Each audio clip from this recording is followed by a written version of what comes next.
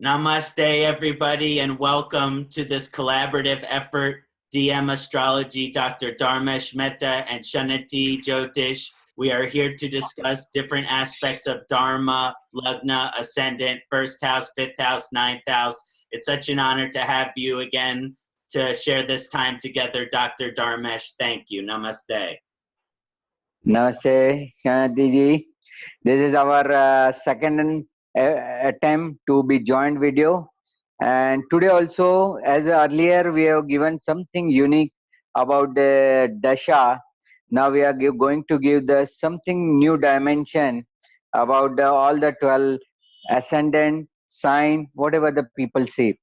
And whatever their physical, emotional, and spiritual aspect of their own characteristic. Everybody knows something about their own characteristic, but they can't explore it. So now today we are going to tell them that what potential they carry, and accordingly, if that bring enlightenment to their life, then they will reach to efforts to be done.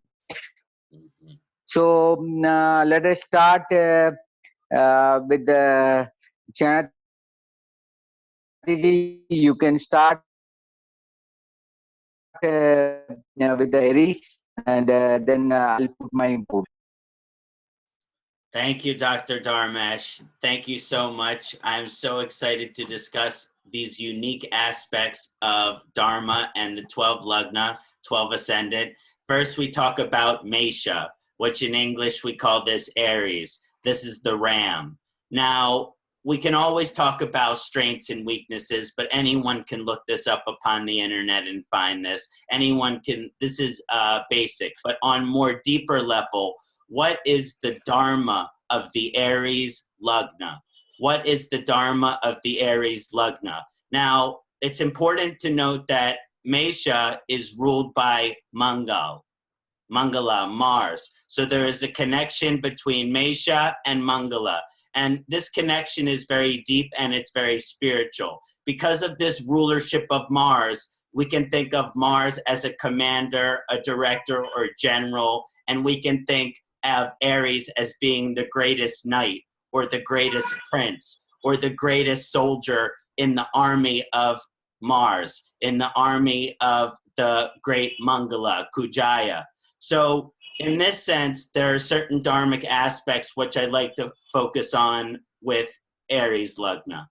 First is that sometimes in life, we say that we take 2 steps forward, but then we take 1 step backwards.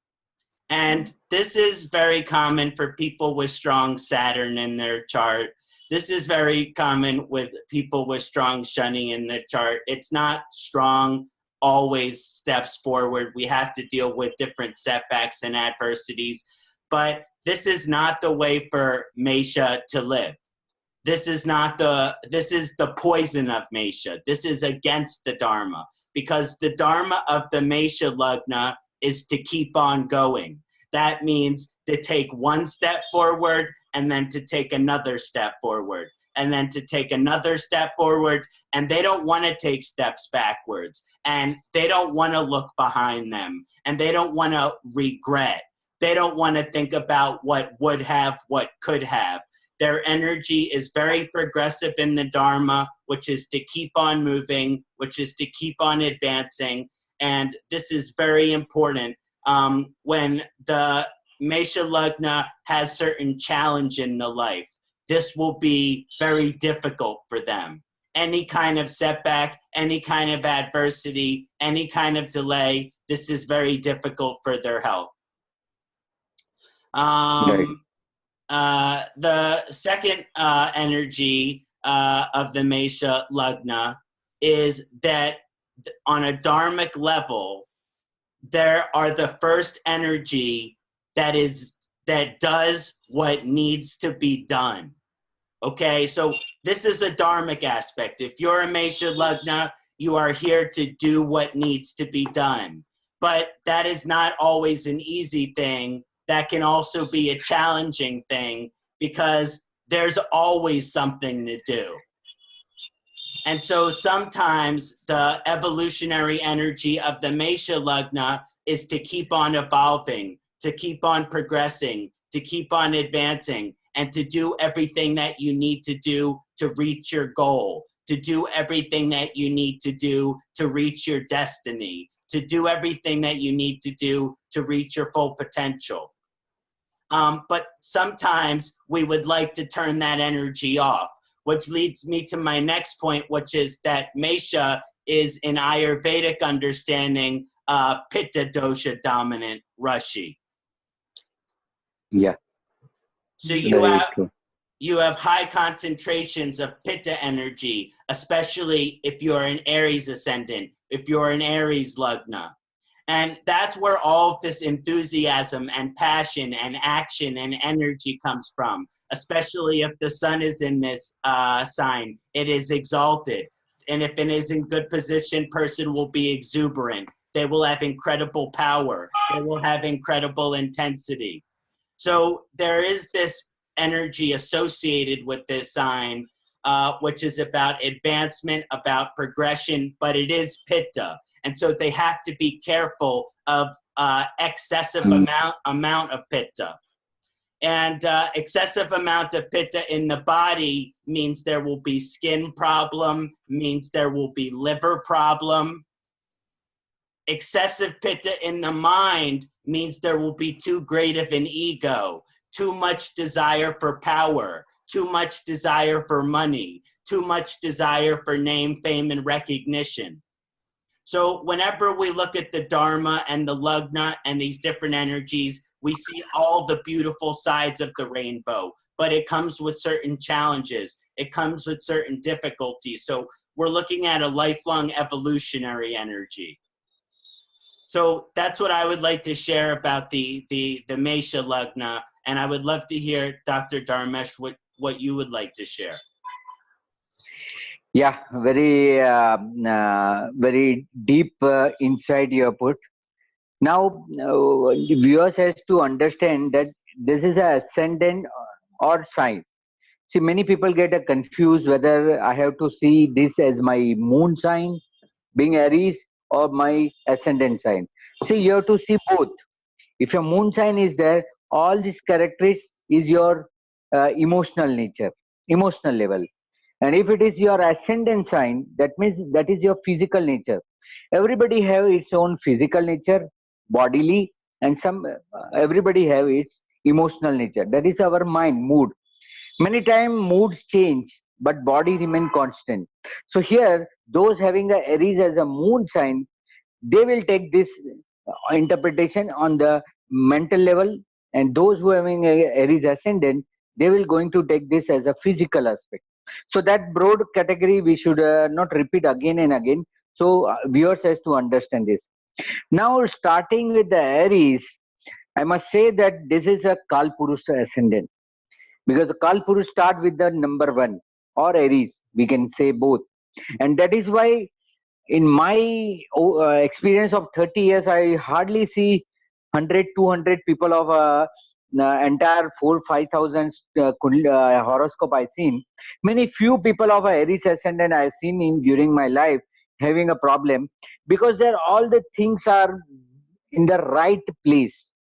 Their head is in the first house there, and this is a very unique ascendant whereby everything are systematic. Now you see I always judge the chart with the 159, because except the 159 house, rest all are the material house. Whereas 159 is always first house, fifth house, and ninth house is a real spiritual house or karmic house, I believe. Because one is your own body with the soul, fifth is your past deeds, and ninth is your future deeds. Means what you are going to happen. Whatever the deeds you have brought, the deeds you are going to appear, first house, and what are the deeds, the effect or the fruits of your deeds, there is a ninth house. Now considering the Aries, here the first house is having a movable sign, as you have rightly described, that he is having a movable, one step ahead, then again one step ahead, like a movable continuity. So he's to this life deeds will be always movable. There are two type of karmic deeds are there. One is your fixed deeds which nobody can change, and one is your moving deeds that you can slightly change by your awareness, by your spiritual level. You can turn certain deeds. So this Aries people, being having the Aries sign in the first house, they can somewhat turn their some karmic deeds. Being a Mars in the first house, that's a strong determination they have. If they think that I don't want this, they will not do this. So somewhat a movement in their karmic deeds also happens. Now their past life, we see the fifth house as a past life, that the Leo sign is there, and that is a fixed sign. So they brought the fixed deeds from the past life. Their past life deeds are fixed. So here in this life, they try to move certain fixed deeds into the movable. And by efforts of the past life fixed deeds, this life movable deeds, in future what they will going to happen, the future will be a dual. In ninth house, they will be having a Sagittarius sign, and due to the Sagittarius sign, they will be going to enjoy a dual kind of a deeds. So whatever the past life deeds, whatever the present life deeds, they both can be joined together into their future deeds. So that is the next life. So this aspect of Dharma Trikon, because we call this 159 as a Dharma Trikon, as per the Agni Tattva, because it's a fire element. Due to the fire element, the first house, fifth house, and ninth house is always active. These Aries people, it change in the Leo, it change in the Sagittarius, because there 5 and 9 got changed. Where here he's having the first house as a movable deeds, so he can move certain things because of his strong desire, Mars, strong determination, Mars. And fifth house is having a Sun Leo sign. That means they are having soul awareness in the fifth house, but that is a fixed karmas, and that they turn into the movable, and with somewhat a fixed, somewhat the dual, they are going to carry in the ninth house, that is the next life or future life, they are going to carry both in the proportionate. So that will be the my inputs about the Aries. And one has to see the aspect of 159. Rest all the parts, the second house, third house, fourth house, sixth house, all are material house. Whereas only 159 is a house of a spirituality which goes with you with every life. This life turn into the ninth house turned into the first house turned into the fifth house, and fifth house turned into the ninth house. So one has to always see these these three house lord, how they are placed each other.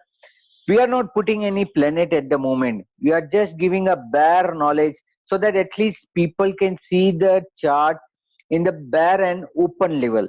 When the planet enters in the sign, they somewhat manipulate the sign, but otherwise the basic structure will remain same. So that is my belief. You may continue with the Taurus, sir, now. Dr. Dharmesh, that is beautiful the way that you describe not just the physical constitution, but how it relates to the karmic manifestation in this lifetime and our spiritual evolution, which will lead us into our future lifetimes. I found that absolutely breathtaking. I also want to add on to what Dr. Dharma said, that if the Aries Lugna and you're looking at full evolution, also Sun and Jupiter position are going to be significant, because fifth house ruler is Surya. And so Sun Nakshatra, Sun position, very significant for Aries Lugna, connected to the Dharma. Important to look at Sun position. And also for the ninth house, which is spiritual evolution, Sagittarius is ruler, which is Jupiter position, and also Jupiter Nakshatra. This will be also very beneficial to understand even more layer of Dharma as well for Aries Lugna. Yes. Dr. Dharmesh, you please will start with Taurus. Rishabha. Yeah, now about a Rishabha or a Taurus, either moon sign or the ascendant sign, those who having. Now here the second phase start. I believe that Aries is a nature sign or Kal Purusha Lagna. From Taurus onwards, the manipulation started, or we can say it's a materialistic has just entered. Because Aries people are purely, you can see that they are very straightforward. As you are given the example of Ram. See, Ram is always on the group. They always follow the instruction. They always go into the group masses. From Taurus onwards, start going alone. See, Taurus, we should not forget it's a Venus sign, and Venus is a highly selfish planet, whereby the people start thinking about themselves. Now, Taurus people are carrying the fixed sign in the ascendant, fixed sign in the ascendant. In fifth house, they have a dual, and in ninth house, they are having the movable.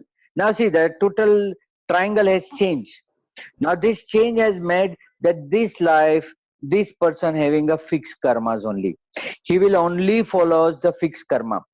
What he brought from the past life, he brought both, because in fifth house there is a Virgo, Kanya Rashi. Kanya is a dual sign. Dual includes the movable as well as fixed. So he brought the movable karmas, he brought the fixed karmas. That both he has brought from the past life. Now in this life he will follow the fixed karma only, because you see all the fixed sign is appear in his kendras. In his 1, 4, 7, 10 house, all the fixed sign has occupied, and due to which his all the life center of his life will be the fixed. He is having a fixed house, one spouse, or fixed people he will face, and fixed type of karma he is going to do. Very little variation of 1, 4, 7, 10 house. So because of this, what will happen, that he will complete the deeds of his fixed karmas of past life, but balance with the movable deeds he will not able to touch, and that all the movable deeds whatever he has not touched, that will he will carry to the next life. And that is why in the ninth house he'll be having a balance of entire movable things only. So this person born in the Taurus ascendant will in next life, in the next life he'll be in the movable work, and that is why he will complete all his movable deeds in the next life.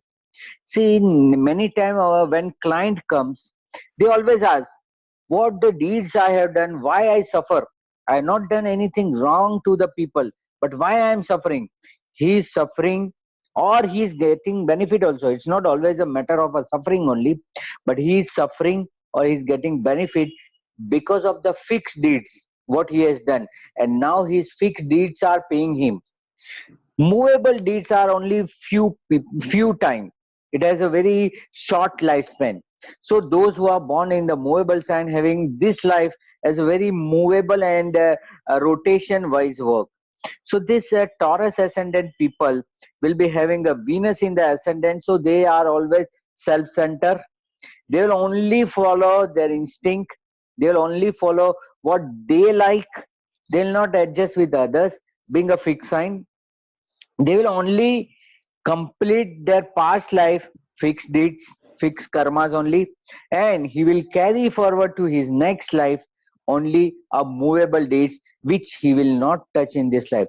In his this life, many things his like, dislike, his all the choices will be fixed. He'll not make any compromise.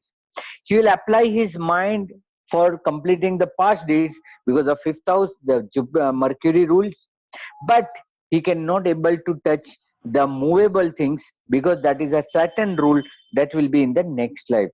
So I feel this, the Taurus ascendant people enjoying their fixed karmas and completing their fixed karmas with the people, and by which they are only balanced with the movable karmas, and that will immediately complete in their next life. Normally the Taurus ascendant, we always give the example of Lord Krishna, and he has completed all major deeds because it's only second last uh, avatara, because after Krishna, Lord Krishna, only one avatar is left now. So this is a life story about the Taurus ascendant. We'll continue in the Gemini. But you put your inputs now. Dr. Dharmesh, the spiritual perspective that you bring on the karma and the evolution of the person is absolutely brilliant. And when we look at Vrishabha ascendant or Taurus, which is the bull, as mentioned, it is a fixed sign and it's ruled by Shukraya, which is Venus. So these people have influence of Venus coming over their chart in a very strong way. Now, this means that there are certain aspects of the Dharma which if they are misunderstood or if they are misused, can be very difficult or can be very challenging for the person. Now, the first thing about the Dharma of the Taurus Lagna is that they need stability and security. I'll often say that nothing in their life will have any value if it does not have stability and security. And to them, stability and security is everything. Now, on the extreme side of stability and security, you have attachment, you have dependency, you have this idea that you think that you need something, but you don't actually need it. But with the more evolved evolution of Vrishabha, these people are able to enjoy the material world, but they are not attached to it, but they are not dependent on it. In other words, they can have one glass of wine without having to drink the whole bottle. So this is just an example. Now, the other thing that can be misunderstood about Vrishabha is that they have a dharma, which is to acquire. That's the English word, which another way of using this word is possessing. But even when we talk about romantic love, which is associated with some aspect of Venus, when you have found your soulmate, you say, this person belongs to me and I belong to this person. But the truth is that we do not possess anybody else. We do not acquire anybody else. But this is the nature of the Taurus energy, is to possess and acquire, which is why it's good for financial accumulation. It's good for material accumulation. It's good for the accumulation of nice things. It's good for a good marriage. It's good for a stable marriage. All of these things are indicated, which are related to the fixed karmas, which the person has to manifest as the Taurus Lagna in this lifetime. So they'll be working that out. But what I encourage with the Taurus Lagna is to not look at life that possessing and acquiring and having things is a bad thing. Now, it's different if your chart has many moksha energy. If your chart has a lot of moksha vibration, then maybe you can't have as much enjoyment of the physical or material thing. But in general, for the Taurus Lagna, you are supposed to have pleasure in your life.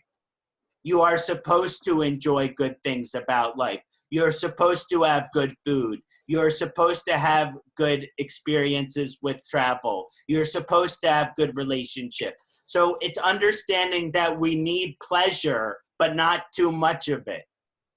So this is just some manifestation of the Taurus. Now, Taurus is kapha. It's also earth. So in the physical constitution of the Taurus Lagna, these people can have more mass. These people can have broader structure. Maybe they have large shoulders. Maybe they have broader hips. Maybe they are tall. Maybe they can also be short and stocky. They can be wide. They can be wide. They could be muscular, because this is a strong sign of muscle. So there are many indications here on the physical body of the person being strong. I have a Jupiter in Taurus. I've always had a larger, my body tends to be larger. So the next aspect is the kapha, which is related to the challenging side of kapha, which is heaviness. So this means they can have health problems with obesity. They can have health problems with diabetes. They can have health problems in terms of they have consumed too much food. They have consumed too much drink. They have consumed too much alcohol. They have consumed too much tobacco. So they have to be careful to restrict themselves from these things as they evolve and grow throughout their life. It doesn't mean that you can't have any of it, but everything with refinement and sophistication and moderation, I see that being very strong in the evolution of the Vrishabha. True. Right. Very much agreed. And then we can move to Gemini. You have very well said. Okay. Yeah.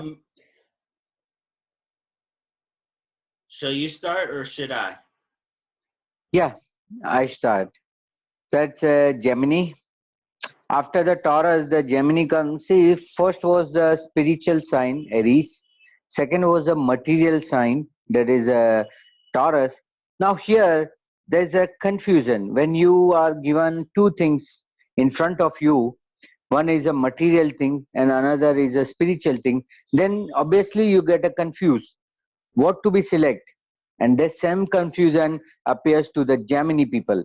And that is why we call as a Gemini as a dual sign. There was a first dual sign. Why it's a dual sign? Why the symbol is given as a male and female? Because here you get a confused.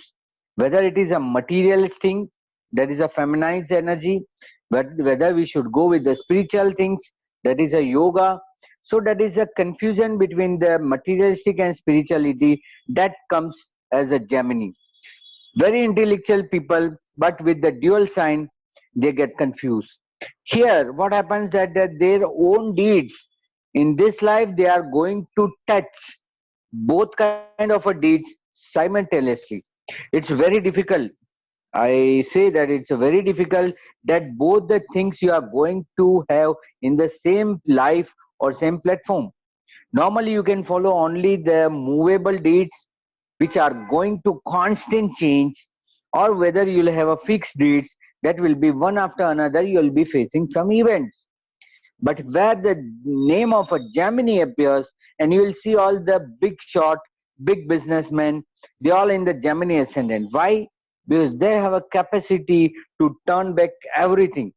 Many have a story that they are born with nothing, and in the end they reach to the something. All the great businessmen, there are so many examples, we should not name it, but all the people who are very successful from zero to hero is all Dion child, and that's also majorly it's a Gemini. Because Gemini is first movable with the Mercury. Here the Mercury plays a very important role of enthusiasm. Mercury is nothing but enthusiasm, that these people are very crazy. They think that should we go to materialistic only or should we go to spiritual only, and they balance. Keeping this balance is a very important thing of a Gemini, I believe, because what happened, you are this life you are facing both the karmas simultaneously, some part of a movable karmas and some part of your fixed karmas. But what you have brought from past life, that is a movable karma, because your fifth house carries the Libra sign, and Libra we know it's a highly movable sign. So you brought only movable deeds, means randomly deeds you have brought, and in this life that randomly deeds you are converting into the fixed deeds. That is your intellectual level, and that is why Gemini people are called as a very intellectual people, because of the Mercury, because they balance both the things. They only brought the movable deeds, and in this life all the movable deeds also they will complete simultaneously, they will touch the fixed deeds. And by doing the good fixed deeds, see, deeds are not always a bad deeds. Why people only think about the bad things? If your Mercury, if your that house lord is affected malefically, then only you will be inclined towards the malefic deeds. Otherwise, deeds means the deeds.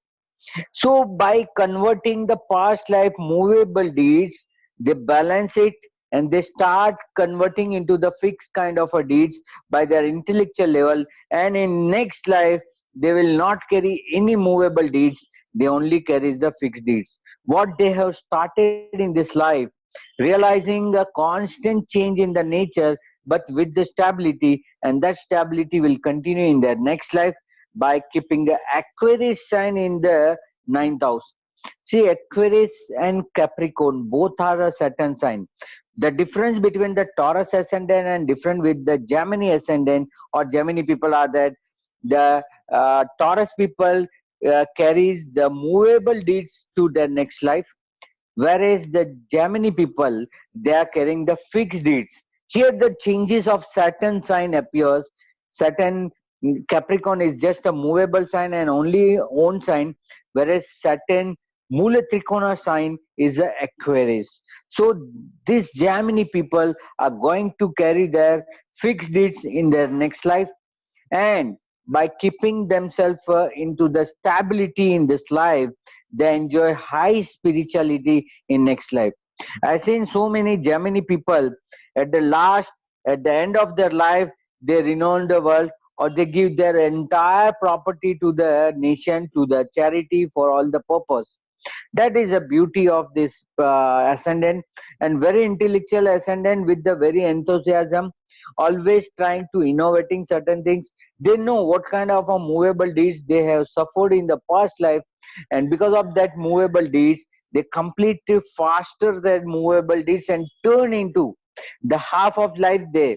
Suppose we think a full life as 80 years, then up to 40 years they complete all their movable deeds, and then they stable and do the fixed kind of deeds in their life, and that fixed kind of a deeds they will carry forward to their next life in the way of a spirituality. And we all know we don't have to introduce the Saturn as a high spirituality, and here the Saturn, not only Saturn sign, but Saturn Mula Trikon sign is here. So this way the Gemini people, I always give more credit. They are very intellectual. Now you may put your inputs, and I know you'll be also giving a new dimension to the viewers. Please continue. Thank you, Dr. Dharmesh. That is great to discuss the evolution of Mithuna. With Mithuna, we are discussing the few different aspects, but one is the twins, a female-male pair. And when we're looking at the energy, which is very interesting, is that there's the rulership of Mercury, but Mithuna is Vata. So yes, we have Buddhaya, which is being a strong influence, but also Vata being a high influence. So Vata is something that stirs the mind up. It stirs the head up. It stirs the consciousness up. So when you're looking at this aspect here, it's about grounding that intellectual energy. In other words, as Dr. Dharmesh mentioned, the Gemini Lugna has some of the greatest intellectual capacity. The question is, how do I fulfill my intellectual capacity? Now, as we get more into the different aspects of the Dharma, which is associated with Mithuna, it's that they have a special, now it's again dual, which means there's lots of different options going on. And with these many different options, that means that the Mithuna Lugna Dharma, as it should manifest in most opportunities, will give the native an ability to be very good at many different things. You know, in life, there's lots of specialists. You're a specialist doctor, you're a specialist lawyer, you're a specialist astrologer, whatever kind of specialist you are. But the interesting thing about Mithuna Lugna is they can be a specialist at very many different things. Now, associated with the challenging side of that energy, they say the jack of many trades, which is the master of, none. Now, right. I think that that's too hard on Gemini, because if it's in very high dignity, they'll be a master of very many different things. It's just energetically, as an evolutionary energy, you're not supposed to be just focusing on one thing. You're not supposed to be spending all your time and energy on one area of research, on one area of study. It has to be diverse. If God is a comfortable word with you, God gift the Mituna Lugna to be great at very many different things. So if God give you many gifts, then it would be a shame not to use those gifts, to just focus on one thing. So as we'll get to Kanya Virgo Lugna later, and there are some similarities, but because of the rulership of Mercury. But the Buddhi, which is associated with Mituna, it's more spread out. Like the Virgo energy, it can focus on one thing. The Mituna, if I tell a Gemini Lugna, go, do this thing, they will either do it well or B, do the research that they need to do so that they can do it well. So basically, they're above average at doing just about anything, and they're able to use that intellectual capacity. So for the Dharma of the Mituna Lugna, a wasted mind is a wasted life. That's what I say. If you're wasting your mind, you're wasting your intellectual capacity, you're Gemini Lugna, you're not going to be happy. If you're using your mind, have many studies, have many hobbies, have many forms of income, the Gemini Lugna will have very happy and prosperous life. And there's also a strong relationship between Gemini and Aquarius. The dual deed, as Dr. Dharmesh mentioned, the dual deeds in this lifetime manifesting into future lifetime, past lifetime deeds manifesting into fixed future lifetime deeds through Aquarius in the 9th house. So this will be a very significant connection as well. But just in general, that Vata influence, the person has to be careful not to let their mind spin out of control. In other words, they have to keep their intellectual energy grounded. Sometimes the Mituna Lugna, they can go in the rabbit hole. The rabbit hole is like Alice in Wonderland, which means you jump down into the rabbit hole, and this is a place of conspiracy theories. This is a place of radical political systems. This is so you can fall into the rabbit hole as far as your intellectual energy getting focused on something that isn't that supportive for you. So that's just something to keep in mind, to keep your intellectual energy as Mituna Lugna focused on academics, focused on spirituality, focused on the career. There's a strong relationship with technology, and be careful not to get lost in the rabbit hole of the mind. Right. Great. Yeah, that's a new dimension. Very great. Good. So, Dr. Dharmesh, will you share on the Karkata? Yeah. Now it's a Cancer. I don't like the name as a Cancer sign. Kark is still better. Why they put as a Cancer, I don't know. Cancer, I feel, is a cancel. But anyway, that's a certain significance must be there in the Cancer. The whole English translation of the zodiac system is imperfect. So we should go ahead with the Karka. So Karka or Cancer.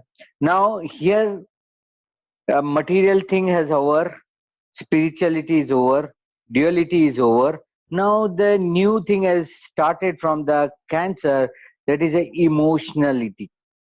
From the Cancer, the emotion has started, and that emotion we see from the Cancer people and Cancer ascendant. Now, out of a 12 ascendant, Cancer is an exception. Many people don't know what the exception for the Cancer is there. That rest of all the ascendant, you'll find their 5th and 9th house are close, intimate friends. The Aries puts the 5 and 9 to his intimate friends, Sun and Jupiter. Venus in the Taurus put his two great house in the hands of Mercury and Saturn. So rest of all the 11 ascendant except this Cancer ascendant, they all put the 5-9 as a close intimate friends. But this is a Cancer ascendant. Here in the Cancer ascendant, their 5th lord and 9th lord are not a close friend or not even a friend to the ascendant. See, the moon is the ascendant lord.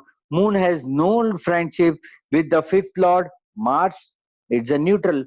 It is no friendship with the ninth lord, Jupiter. It's a neutral. Rest, you check all the 12th ascendant except this Cancer. Everywhere there's a whole things where the fifth and ninth are the close friend.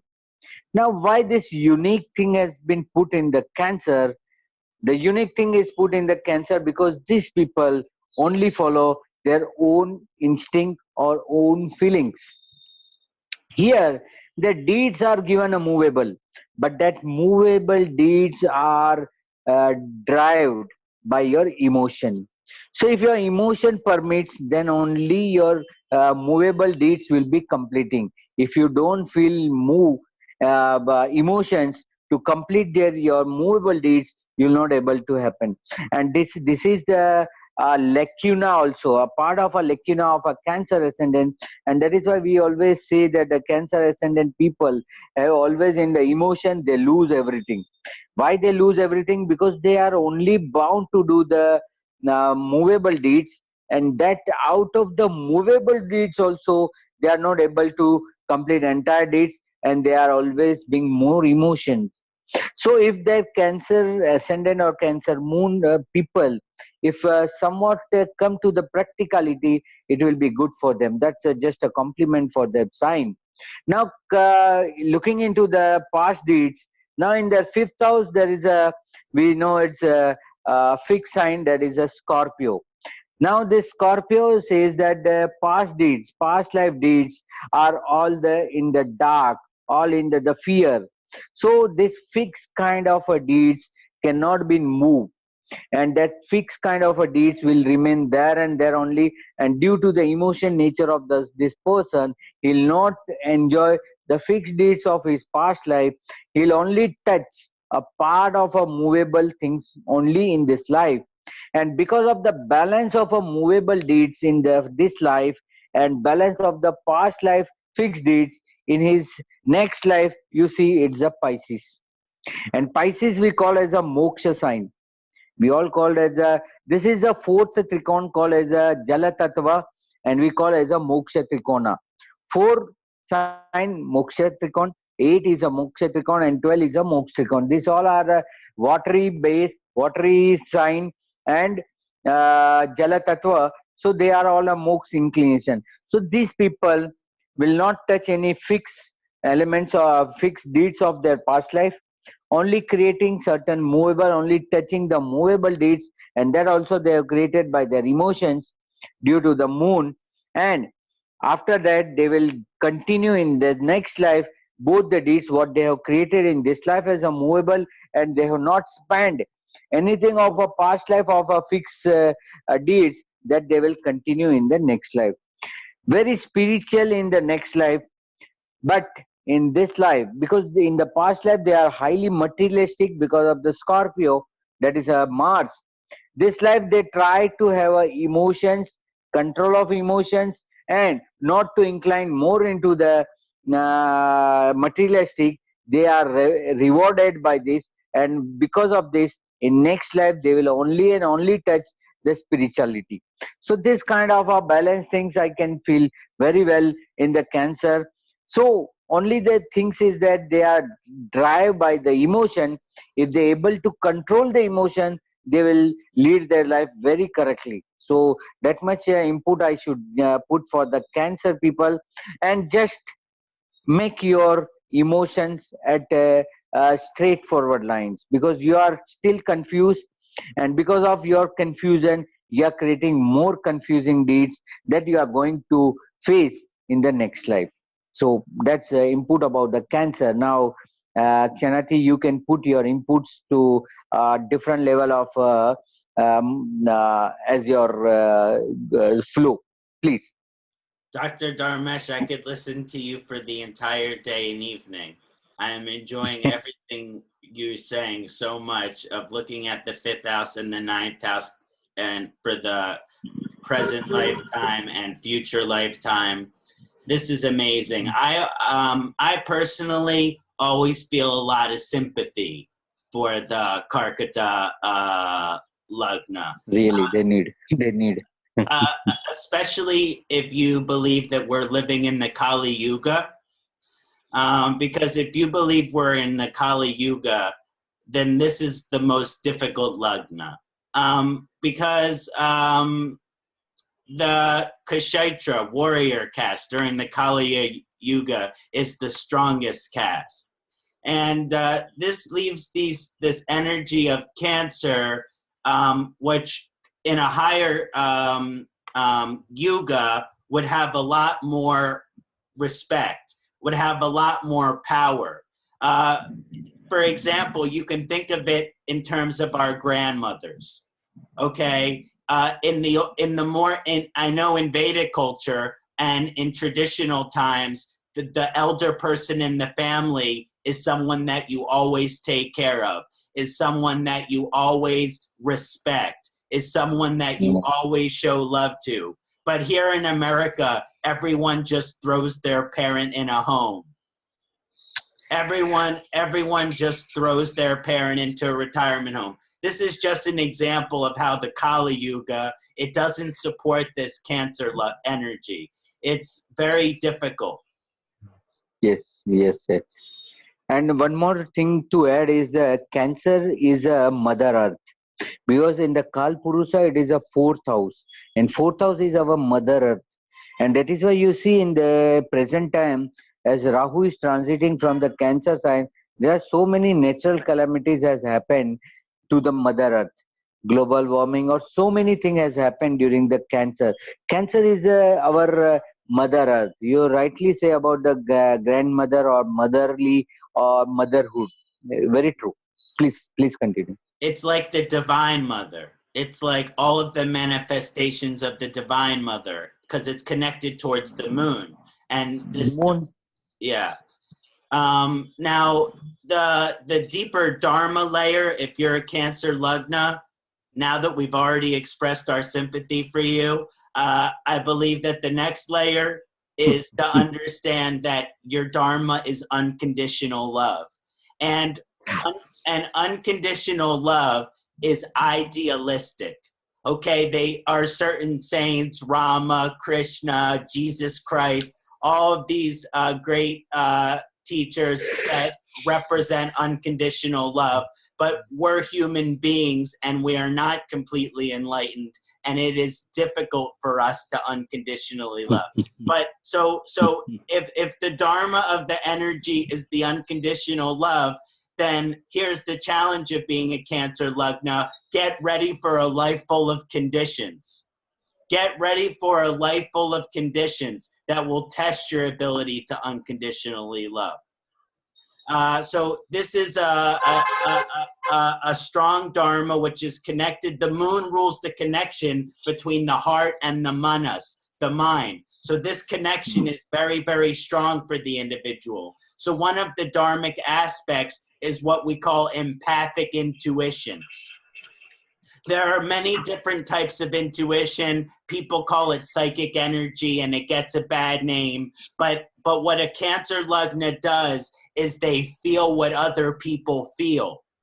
So people who have very evolutionary strong energies as a Cancer lagna, that they will be able to feel what other people feel, but they are able to protect themselves from negative feelings. People who have very difficult positions in Cancer, Rahu in Cancer, Ketu in Cancer, Saturn in Cancer, when the person will negatively affect their mood in a very great way. It's almost like you have to take a shower just to wash off the negative energy, or you burn a little sage, or you burn a little Palo Santo, or you burn some Googaloo. You burn the Googaloo, and you will purify the space. But yes, it's important to understand that even though the Dharma is unconditional love, life is full of conditions, and it's important to have boundaries. You have to have boundaries, because if you don't have boundaries, other people will take advantage of you. And I see people always take advantage of the Cancer ascendant.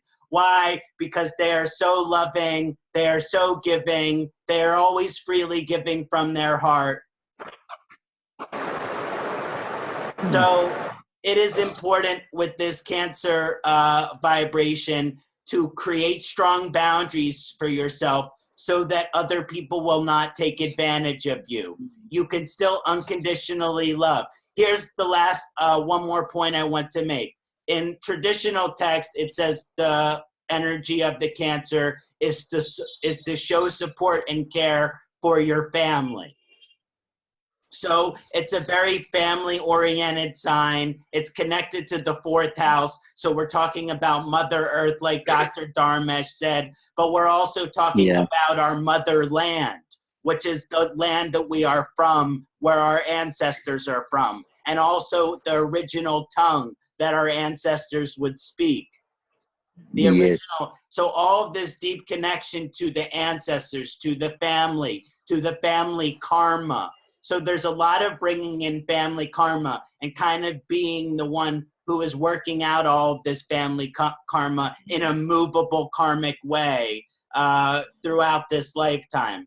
And but it's not just about support and care for your family. It's about showing support and care to anybody that you love. Like after looking at many different kundali, now I understand that it's not just about biological family, which is people that you share your blood with, but it's anyone that the Cancer Lagna has love for. It's anything that the Cancer Lagna has devotion for. You're supposed to show your support. You are supposed to show your care. What's the catch? What's the side note? Do not let yourself get taken advantage of. Have very strong boundaries. And the last thing is empathic intuition. For better or for worse, you're going to feel what other people feel, which means if you get a hug from my guru Amma, you will be taken into a celestial bliss and you will experience pure euphoria. But if you're around someone who is a narcissist, if you're around someone who is selfish, if you're around someone who is unkind, you're also, or depressed or anxious, you're also going to pick up on the energies of that person. So this is a blessing and a challenge, and that's why those boundaries are needed so that you get to take on the good energies when they come to you, but you don't have to take on all of the bad energies that are surrounding you and that you're sensitive to. So that's just what I wanted to say about Karkata. The name itself, I say that it's a very sensitive name, because whenever people heard that somebody are affected with cancer, that's feelings that come. So that's the same feelings cancer people sign also having. So yeah, it's like I'll be like I'll say you're a Cancer Lagna, and they'll say I don't want to have cancer. So that's a misinterpretation of this Cancer sign and Cancer Ascendant, and people get misinterpreted of with this Ascendant. Now moving ahead to the Leo. After the emotions, then the soul get the evolution. Soul got the power. Now completing the 4 elements. Now again the fire element has come back. Now the difference between the Aries as a fire and Leo as a fire, here what happened, the desire has been suppressed, but the soul evolution has been come out. Being a Leo as a sun, Leo ascendant as a sun, now sun is a king of a planet. The sign Leo is also a Leo animal, that is also king of all the means woods, means jungle, means area. So he is a king of a forest. Sun is a king of planets. So here the inbuilt deeds and the feelings comes out. So even though they have a fixed karmas, because the Leo is a fixed sign, what the Aries people having a fixed sign in the 5th house, they are here in that they are possessing the fixed sign in themselves. Now with the difference of a Leo as a ascendant, they are getting the 5th house as a dual, and ninth house as a movable. Here he will only touch the fixed things and only fixed deeds which comes in the surface of their life. The difference between the Taurus and difference between this Leo is that the Taurus people, even though they touch only fixed deeds, they will choose the deeds which they like. Here there is no liking. Here they are getting the things get the surface. They will be bright into the surface, and they realize that this deeds has to be complete during their lifetime. So Leo people, that is why very dedicated, very disciplined, very well mannered. Why? Because they are aware what they have to do, and they themselves also aware, and they put other people into the awareness also, because it's a sun. Sun gives a light to the entire galaxy, earth, everyone, and also it's born within also. So this all the Leo people, even they only going to touch the fixed karmas during their life out of their past life. In past life, they have created both kind of a deeds. Being a Sagittarius sign in the fifth house, they have created both kind of a deeds in their past life, movable as well as fixed. But due to the awareness, because Jupiter creates the awareness, due to the knowledge, due to the awareness, in this life, they will only and only focus, because sun is nothing but the focusing, lighting something, or giving the enlightenment. So here he will only and only focus to complete and finish his all fixed kind of a deeds. So he has no choice, but he will, by his own virtue, by his own soul voice, inner voice, he will going to complete his fixed deeds. And that is why in next life there will be only movable deeds as balance. And because of the ninth house, Mars is there, they are going to have a determination in the spirituality. So end of their life also determine into the high spirituality, awareness of a past life, being a Jupiter of a fifth lord, and the awareness of this life, being a sun is a center, sun as a enlightenment, sun as the inner power of their personality. The person are very much enlightenment, and that is why you'll find that the Leo ascendant people will create certain new things to the mankind, to the nature, for the entire benefit. So that is why the Leo people are very strong. They know and aware about their own deeds, and by diluting their own deeds into the good karmas, they will always in the winning situation. The triangle of a fire repeat, but here the awareness come first, and then the materialistic comes later on. So this kind of unique things you will find in the Leo ascendant, with the sun being in the center, backed by the Jupiter, and forwarded by the Mars. 1, 5, and 9. So that is a great triangle of a Leo ascendant people, and they are really a unique people. So this is my addition to the Leo ascendant. Now you can put your lights on the Leo ascendant. Yes, Kṣaṇāti. That was beautiful, Dr. Dharmesh. Thank you. So we can think of Surya as the perfect king. There could be no better king. There could be no ruler. And we can think of Simha or Leo as the prince, which is his son, which would like to be his father, who is the king, who is perfect. But again, this is something which we strive for, but is something which is not often attainable. And often when you look at the relationship between Leo, you look at the position of the sun. If the sun is in a very good position as the Leo ascendant, then maybe they can be like their father. Maybe they can even be better than their father. Like the father is famous, but then the son even becomes more famous than the father even was. But if the sun is in difficult position, like it's debilitation, or if it's in the 8th house, or if it's in the 12th house, sometimes that what we're striving for, that perfectionism, it can be an ideal which is hard to reach. It's also, so it's interesting to look at the nakshatra of the sun to see what our soul is striving for.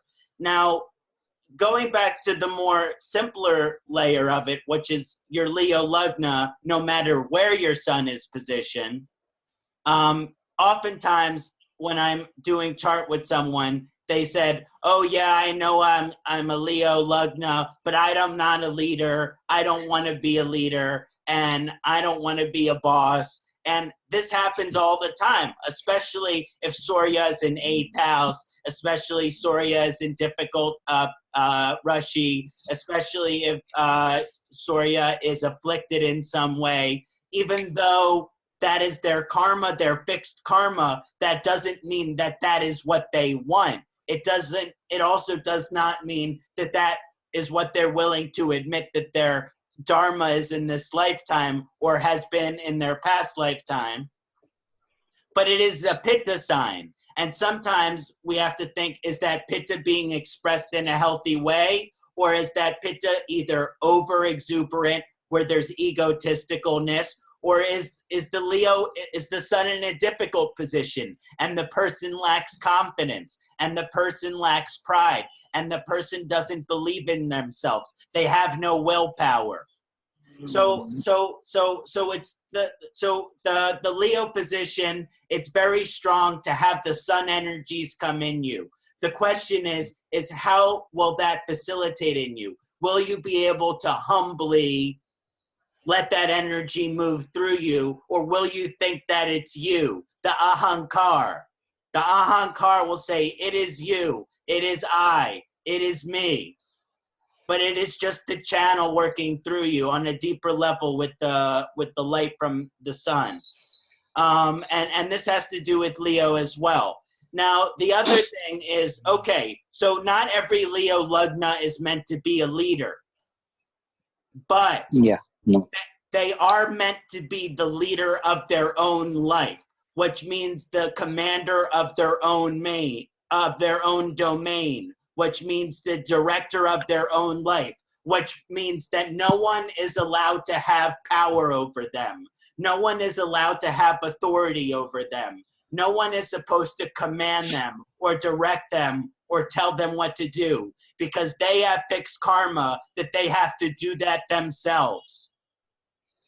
So as long as they have someone else in their lifetime which is controlling them, which is dominating them, which is ruling over them and influencing their decisions, this is not going to be connected to their true self. This is not, they don't have to be CEO of company. They don't have to be president of business, but you do have to be the leader of your own life. If you're the Leo Lugna, you cannot be submissive. You cannot be dependent. You have to be independent. You have to be the commander, the leader, and the director of your own life. So that's what I think the leadership misconception is. It's not that you're supposed to be the president of the United States, president of India, president of any country. You have to be president of you. We have to be president of ourselves. Right. True. That's true. how I feel about Leo Lugna. They must come to realize they are the king of their own life. Right. Very true. Good, Kṣaṇāti. You always put something new inputs, and that's also very practical in the sense. Now people don't know the practical aspect. They have all the theoretical aspect. So you brought a very practical aspect that touched the people's life. It's a good thing. Thank you. Great. Now we can move to the Virgo, that's a Kanya, right? Perfect. So Kanya, as the name says, that the Kanya is a girl having too much enthusiasm, because you know the boys, if you ask any young boys of a 10 and 12 years, what you're going to do in the life, so he has very fixed kind of answer. My father is doing this, I might be doing this. So you have very few choices. Whereas when you ask some girl of a 10, 12 years or up to 14 years, She's very enthusiasm. I want to be a princess. I want to be like this. I want to be this. So she needs so many things to be done in the one life. As we have a now, it is not a male dominating society, but previously obviously it was. But now being there's a equality between the both the status of a male and female. Now the Kanya Rashi, this Virgo sign, has a very powerful means in today's liberal and very I mean social life.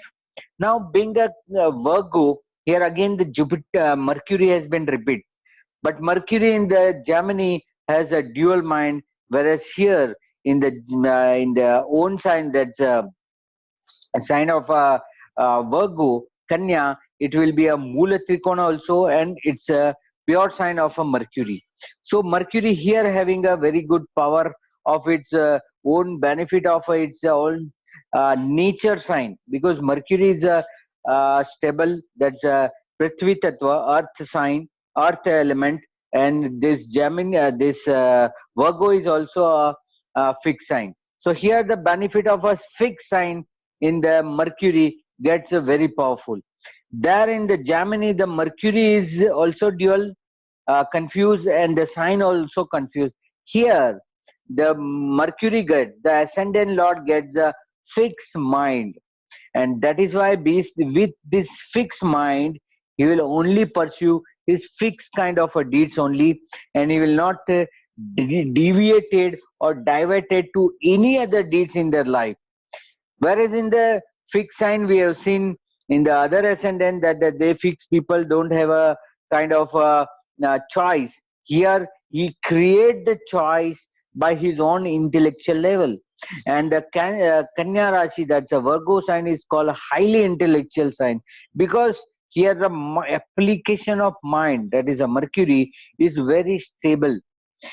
Whenever you are calm down, your mind work very stable. If you are not calm down, your mind will not perfect, your mind will also move here and there.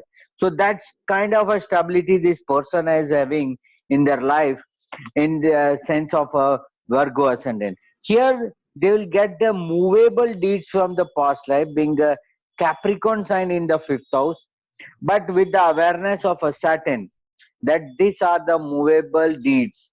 They will not focus on the movable deeds, but they will only create the fixed deeds. Charity, social, this is a way by which the people are creating the fixed deeds. Movable deeds means they are only feeding for a once, while there is a movable deeds. Many people don't really get the answer or meaning of what are kind of a fixed deeds and what are a kind of a movable deeds.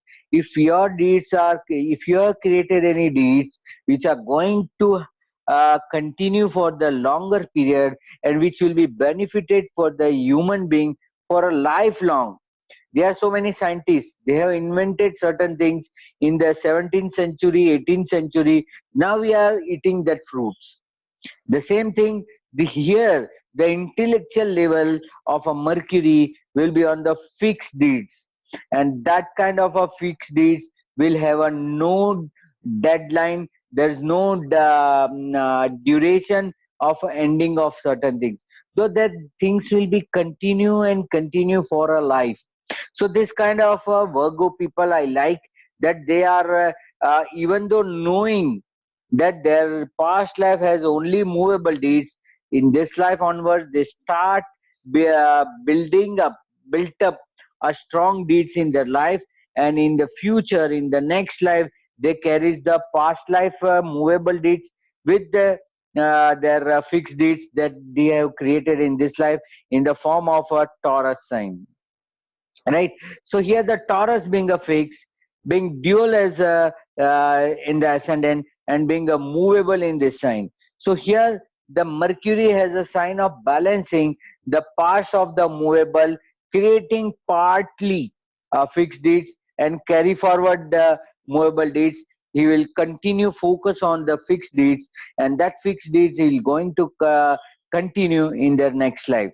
And in next life, when the Taurus sign is placed in the ninth house, in next life, whatever the good deeds they have invested in this life are going to give pleasure, because ninth lord is a Venus, that all the good deeds are going to be paid. So here the intellectual level works, that the person is aware about his deeds, he aware about the movable deeds of his past life, still carry forward that movable deeds, continuing with the movable deeds, he will be creating the new fixed deeds, and he will only carry forward the fixed deeds. That kind of a high intellectual level the person possesses in the this Virgo or Kanya. Here the softness of a Mercury, because Mercury is a very soft planet, even though it is very heated planet. We know that it's very close to the sun, so it is very heated. After Leo, the Virgo sign comes. So that is very heated planet, but still very soft. We see our mind is also very heat. You touch your forehead, it will be always heated. It is more temperature than your body temperature, always. So this is a sign by which the soft Mercury is carry forwarding the energy of the Saturn of our fifth house, and with these two, Mercury and Saturn, they are converting the deeds into the Venus in the pleasure sign. So this Venus is creating the pleasure in the people, and they are enjoying all the fixed deeds what they have invested. The Virgo people invested in this life with the full conscious. They are going to enjoy in the next life all the good deeds only and only. So that's the input of a Virgo from my side. Now you can add your side, and that will be also, I know, I believe that's very attractive. Yeah, continue. Amazing. Amazing. Just like as Dr. Dharmesh mentioned, Kanya, a young girl, and one thing which the young girl represents is innocence. Another thing which the young girl represents is purity. And when you get into the deeper energy of Kanya, when Dr. Dharmesh explained how strong they use their intellectual capacity to work through their karmic deeds, and that is highly admirable. But also they can struggle with perfectionism. They can struggle with hyper concentration, and sometimes their mind is always active, and they can't turn it off, even if they would like to. Both the Matuna and Kanya Lagna have intellectual capacity. The Buddhi for Matuna is more spread out, so they are more able to do more different things. The Buddhi for the Kanya, it gets very focused. It gets very specific. So they can be the great masters of something very specific that they have a lot of enthusiasm about, and they're very educational, academic, intellectual energy. Now, as mentioned, there's this energy of purification. So there are a lot of challenges that come with the Virgo Lagna, but to note that on a Dharma level, that there is some energy of purification. Why does your mind work the way that it does? And sometimes as a Virgo Lagna, you will like the way that your mind works, and other times you will wish that you could turn it off. So why does your mind work the way it does? It's because the Virgo Lagna Dharma is to improve things. It's to make things better. It's to bring things to their ideal condition. Because when you're using your intellect, this is how you improve things. This is how you make things better. An ignorant, stupid person never did anything to make the world a better place. So we're just talking about us using our intellectual capacity, why, to improve things, to make things better, to bring things to their ideal condition. And that's why the Kanya has this service-oriented energy. It has a service-oriented energy. These people are great in the sense that they can be of service. And maybe that means they provide a service and they can get money in return, but it also means that they're doing seva. Maybe they're in service to their guru or their teacher for absolutely no money in return.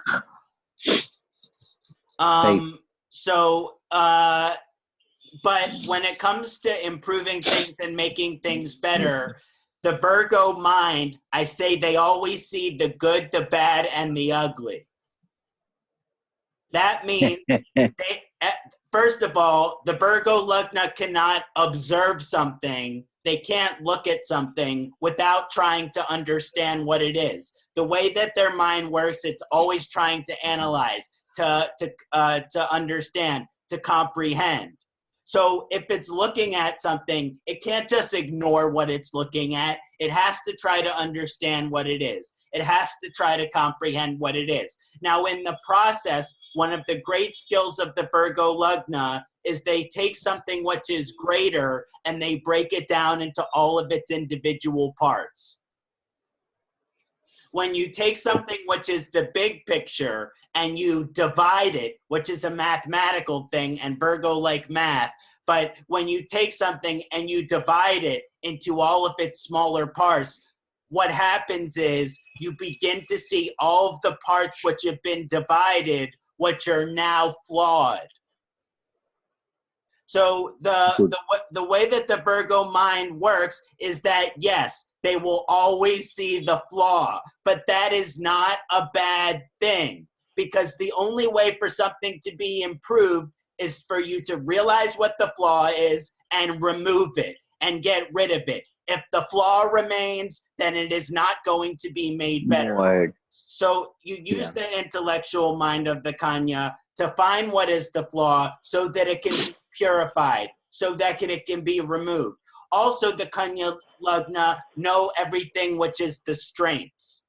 So when they see other people, they see the strengths of those other people. They see the gifts of those other people. They're also good at seeing opportunities. So this is a very positive energy in which they can see not just the flaws, but also the strengths. And to go along with the intellectual, analytical, calculative mind of Kanya, if you take what something is and you remove all of the strengths and you remove all of the weaknesses, then there will be something left which is neutral. Something kind of in between the good and the bad. This is the way that the Kanya Lugna mind works. What is good, what is bad, what is in between.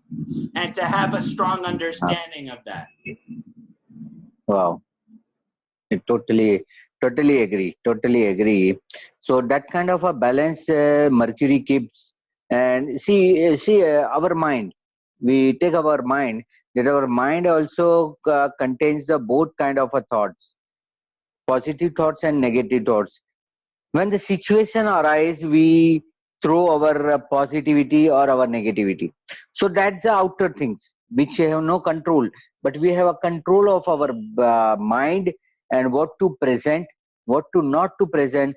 That sense the Mercury has in the excellence, and this excellency you'll able to see in the Virgo rather than in the Gemini, because in the Gemini it is not with the purity of a Mercury, being it's only a own sign, but not carries the nature, that's a Vayu Tattva, whereas Mercury is a fixed nature.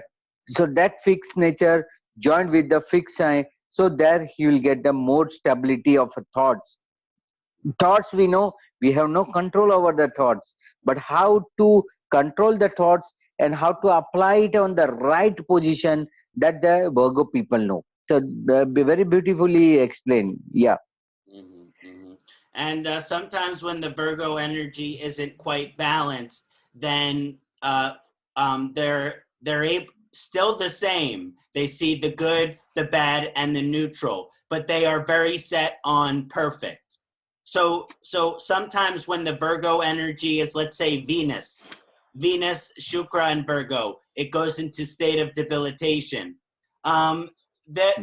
Instead of living in life which is gray, which is a mix in black and white, when the energy is difficult in Virgo, you either live in the black or in the white. It's hard to live in the gray. Right.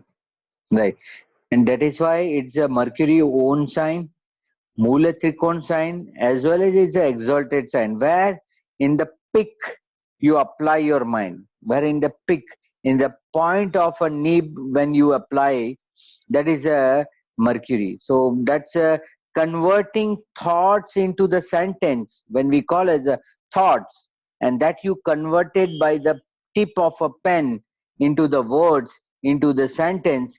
That is a Virgo. So that's beautiful things you have explained.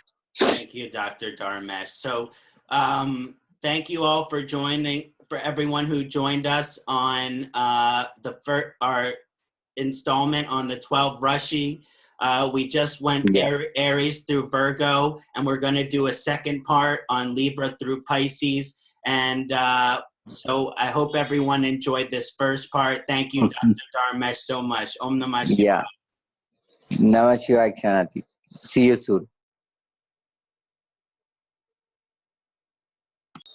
Namaste, everyone, and welcome back to the discussion on 12 Rashi, 12 Lagna, and different aspects of Dharma, 5th house, 9th house.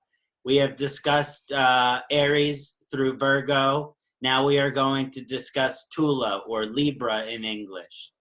Yeah. Dr. Dharmesh, would you like to start? Yeah, definitely. So, viewers, you might have enjoyed the new concept of a 12 sign and 12 ascendant, and hope you start applying it, creating the curiosity, and do see into the very micro level. If you go to the micro level, then only you will find a real pearl of astrology. Thus, our Rishi and sages has not given anything on the surface. You have to go inside, then only you come to know why this person is like such. So now come back to the second part of our this discussion. Now we are starting with the Libra.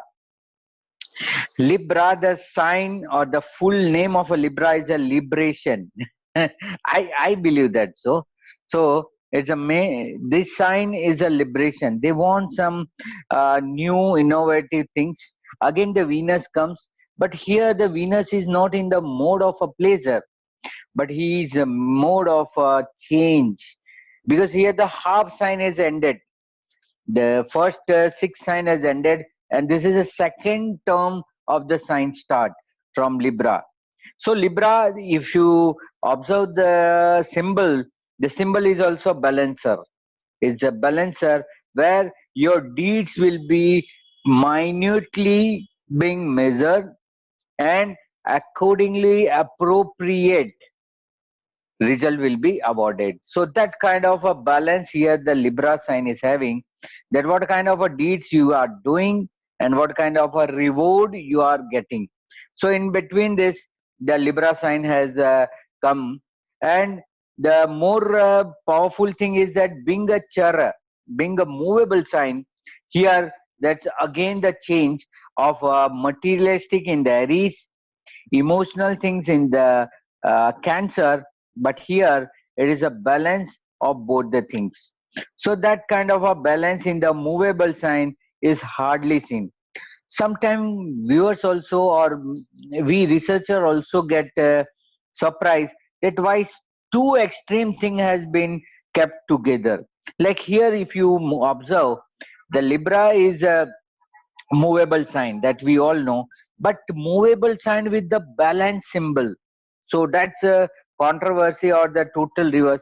It is not that our sages don't know and just by randomly they put this, but they really means that why the Libra needs a balance.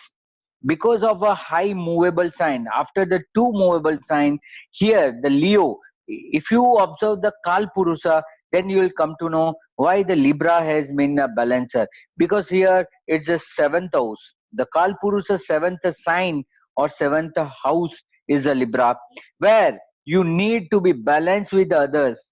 In Aries, you are yourself.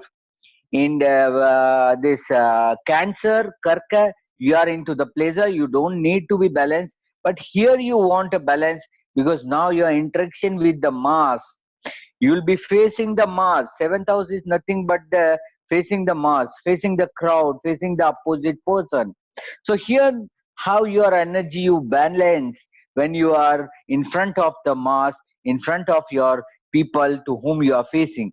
So here the balancer has been kept, and they are carrying what they are carrying. They are carrying the high spirituality of a past life, being a Aquarius sign in the fifth house with the fixed sign. That's the fixed sign. Aquarius is there, so that comprise in the fifth house with the strong karmic depth, the strong karmic depth of the Saturn deeds of a last birth, past birth. Now they are balancing in the Libra. With the movable, they have to go ahead also, because the movable sign means to move ahead. So with the moving, the fixed karmic karmas, they are introducing the movable karmas in their life, because certain time it happens that you will not access the whole karmic things. We all believe that the Libra ascendant, we believe all the strong leaders, we don't have to name, but all strong leaders, they born in the Libra ascendant. Why? Because they want a liberation from their past deeds, from the deeds of the others, and to the people they face. So they see the things in the society, what the things are prevailing, and they want some liberation, and they come forward as the seventh sign in the ascendant. That means that's a priority of their life now, and they are facing the people, they are fighting for the people and bringing the liberalization. And what will be the outcome after putting this all the efforts by the Libra people? What the outcomes they will be going to happen? They will be accumulating a high intellectual level of both, being the Gemini sign in the ninth house. That means they are balancing their deeds with the movable as well as the fixed, and what they are going to create in the next life. Again, you can refer the Gemini here. What we have speak about the Gemini, as Kṣaṇāti has also has mentioned new enthusiasm and many things about the Gemini, that you can show here, that what will be the future and the outcome of this Libra people. So here the balance of a movability, balance of a fixed deeds converted into the movable deeds, that's balance that Libra people are doing without expecting anything. See the Taurus sign expecting that after hard working I want a pleasure. That's a sign of a bull. That is why the bull has placed in the Virgo, but that's a balancer put in the Libra. That how to balance after putting so many efforts of your past deeds, that not going to change. That's a fixed deeds. You are trying to creating some soft deeds, some temporary deeds, and you are balancing with this. So that's a beauty of a Libra ascendant, and that's just an opposite. I believe that the Libra ascendant people are just a reflection of yourself. Those who are facing a Libra people, suppose I am facing at the moment, you all viewers as well as Kṣaṇāti, those having a Libra ascendant, out of all you, those having a Libra ascendant, they will catch my things faster, because they are always in the priority of their life for the masses, for the people to whom they are facing, to the people them to whom they are reporting. So that kind of a Libra people we need more in the life. I've seen many Libra people as a good leader, because many people follow them. They have a qualities of the people and the mass to hypnotize and to create and divert the others view towards them. So that beauty things the people are having. So yeah, you put your inputs at the moment, Kṣaṇāti. That was beautiful analysis of Tula. One thing I find fascinating about this Rashi or Lagna is that it does indicate a certain energy, but there are evolved version of this vibration, and there are very unevolved version of this vibration. And whenever you get through any Lagna, you look at this highest spiritually evolved version of this vibration, and there's also a less evolved, someone who is not seeking a spiritual path, and what are the challenges of that vibration. I have a special affinity for Libra. My Venus and Moon are conjunct in Libra in the 9th house. So I know I have much karma to work with this energy, and in Vishaka Nakshatra. So a few things is, as mentioned, depending on the evolution with Tula, you can find someone who is very extreme. And again, these are circumstances to life or circumstances to the personality. But what is the greater lesson, what is happening? And Tula Lagna is ruled by Shukraya, Venus. And Venus wants us to be in harmony and balance with all things. Venus wants us to be in harmony, peace, and balance with all things. And Tula works to help us find balance, to help us find peace, to help us find harmony. However, the process of finding peace or harmony, it's not an easy path, because in order to find this path of harmony, we have to experience different extremes. We see this commonly in religion. This is a good example because we see this commonly in religion. We see some people who are very radical in their religious beliefs. They are so radical and extreme in their understanding of God that they will try to convert other people. This is common. We see attempting to convert. We've also seen acts of violence. On the other side of the extreme, you have what you call atheism. You have these people that say God doesn't exist. You have these people that say God isn't real. So on two extremes, right, neither of these paths could be the correct path. This is what Tula tries to teach us. And so for Tula Lagna, we are always trying to be in the middle. We are always trying to be in balance. We are always trying to be in harmony. And I think there is something very specific about the different, what we call kingdoms. We have the plant kingdom, which is Mother Earth, which is Mother Nature. We have the animal kingdom, which is all of the animals on the earth. We have the human kingdom. We also have the celestial kingdom, all of the devas. So we have Tula to have a balanced relationship with all of these different kingdoms. We cannot be extreme. So the Dharma on the most evolved version of the Tula Lagna is to be completely refined, sophisticated, moderate, balanced, have good relationship with animals, have good relationship with nature, have good relationship with fellow men, not just family and friends, but also stranger, also homeless, also other people who suffer. This is the most evolved dharmic vibration, but we must experience extremes. And so if you're a Tula Lagna or you have strong Libra energy in your chart, I'm sure you can be extreme at one time of your life or another. But eventually that will balance out. You will find a place of harmony. Let us not be extreme. Let us not be radical. Let us be very balanced and harmonious in our approach. This is the Libra Dharma. This is the Libra vibration. And there's also the scales. There's also the scales, which has to do with fairness.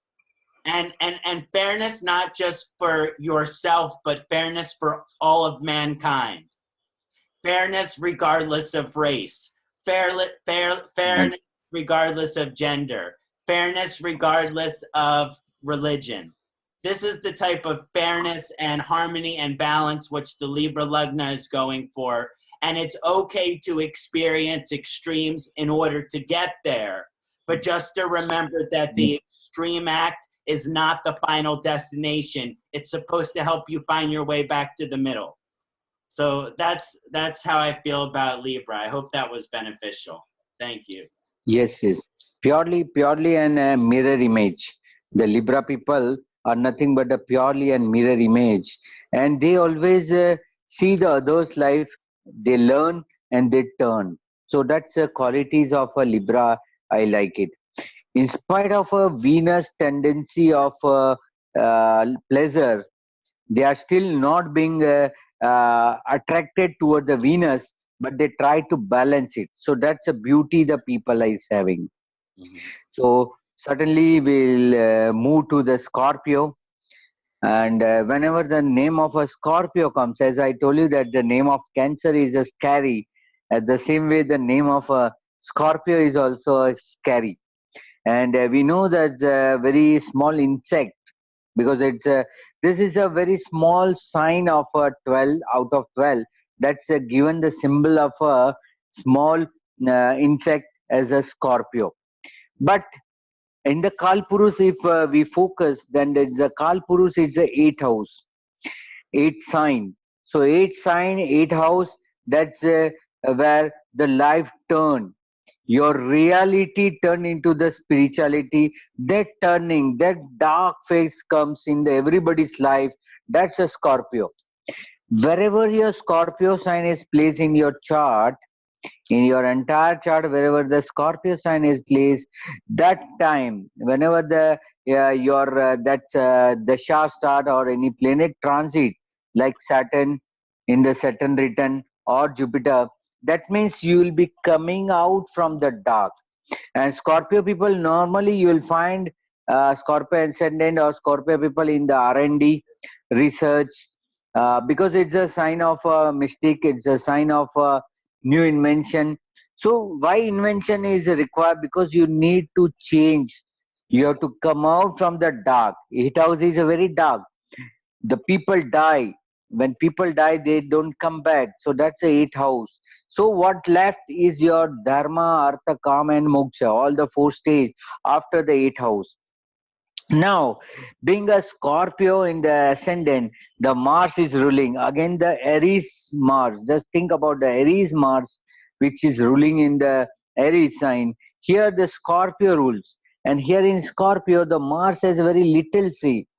Being the sign of a watery, being a sign of water, being a sign of a fix, because again here it's a sign of fix appear.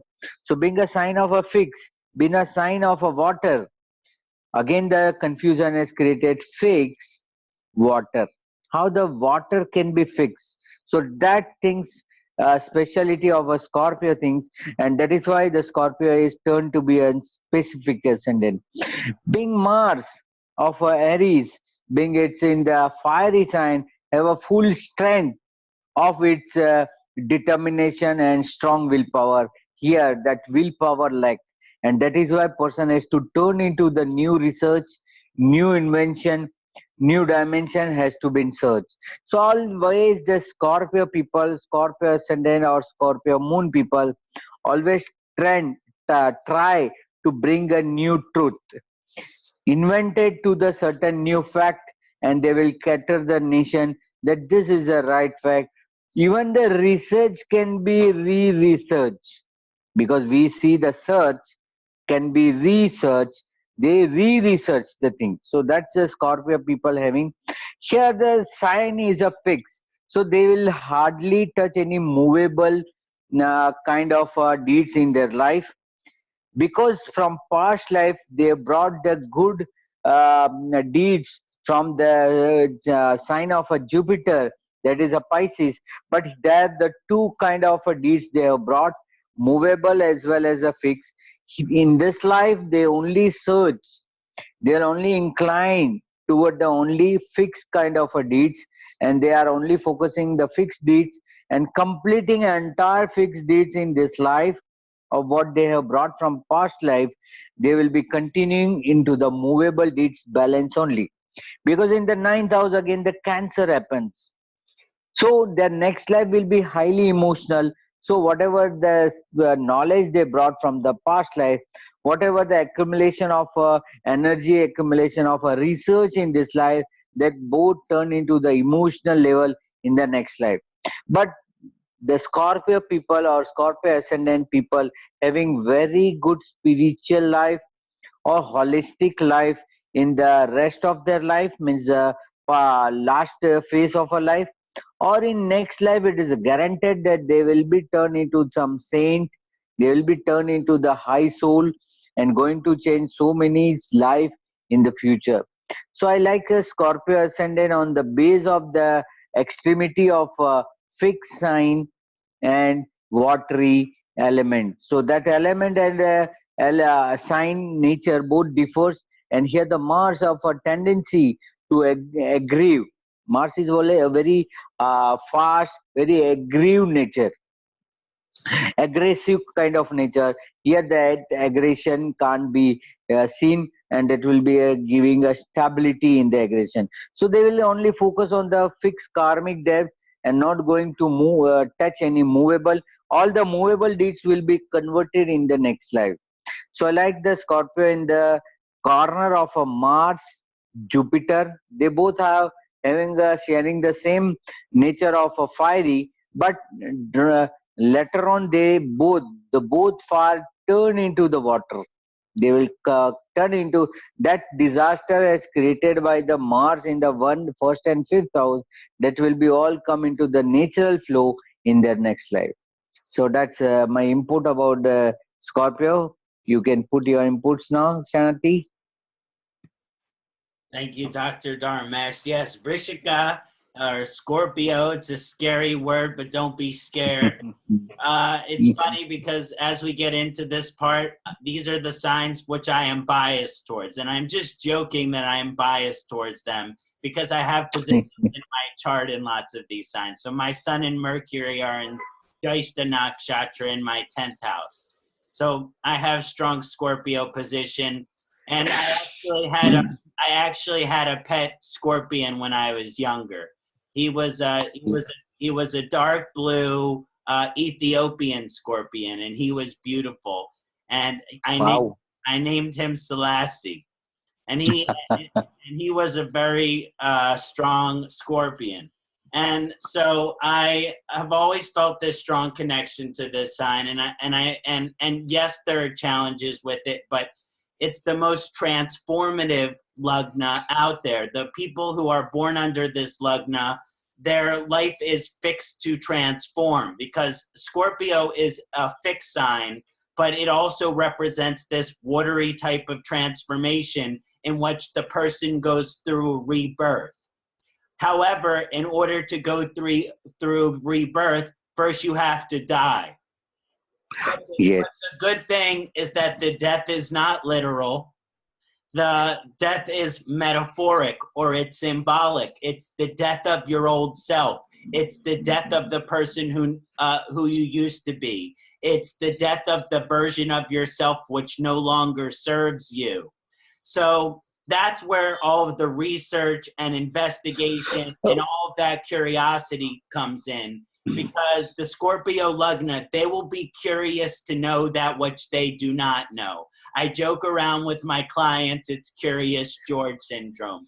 Curious George is the little monkey, and he becomes curious about everything, and he has to figure out what it is. But basically, sometimes because of the Scorpio vibration, that which you are curious about, it's outside of the box. Not always is the Scorpio curiosity within society or within norms. And again, if Rahu or Ketu there, this is going to be way more extreme. But there is this energy in which, okay, I'm curious about something and I have to investigate my curiosity. I have to research my curiosity, which means I have to get to the root of what I'm trying to figure out. If it's something that I'm seeking, Scorpio will be the one to get to the bottom of it. They will get to the root. They will get to the answer, and they will do whatever it takes in order to get there. Now, in the process of this investigating and researching, they will toss out whichever doesn't serve them. That's kind of a Mars energy. They're investigating, but they're also throwing away what does not resonate. Throwing away that does not make sense to them. So a Scorpio-like person, they'll be very interested in something, but if there might be some aspect about it that they have no interest in, or that they have complete disinterest in. For example, if you're an astrologer, you may have a very strong disinterest in the outer planets like Uranus, Pluto, Neptune. People feel very strongly about these things. Either you should or should not pay attention to them. But in any case, the Scorpio person wants to investigate these things. There is this investigation research. Now, when you find something which resonates with you, that's when this transformation starts to occur, because you will have found something out, and whatever you found out, you're not the same person anymore. Because the person that will wake up tomorrow will be a different version of yourself. So because whatever you found, for example, if you had no religion, but then you started doing chanting and you found Hinduism as your religion, and then you started practicing Hinduism, and then you had to have this in your life every day for the rest of your life. This is just an example of how there used to be this old version of yourself which didn't even believe in religion, and now you're yourself a devoted saint. Now you're yourself a devoted monk. So these are the types of profound transformations that can occur. If it's focused materially, the Scorpio energy, sure, there can be material success. But I find it even more evolved when that success is spiritual, which means helping change the consciousness of the world. Not just transforming your own mind, but help transform everyone's mind. I guess as a Scorpio Mercury Lagna, I think everyone should know Jyotish. And I know in India, many families are raised with their children to know Jyotish. But in America, it is not as common. And I think all over the entire world, it's important that we understand Jyotish. Yes, very true. Very true. So with the sign of Scorpio. And my Mercury and Makaraka is there. So I have to share the message. Wow. Great work you are doing. And you see the Mercury, at the moment, Jupiter is also in the sign of a Scorpio. That is why there are so much new research, new things in religion, in astrology, in many fields, in science, technology also, a new research has been developing. So that's a kind of effect of Scorpio, Jupiter, where both are sharing their things together. Yeah, perfectly. Yes, instead of people questioning astrology, I want them to want to understand how their karma works.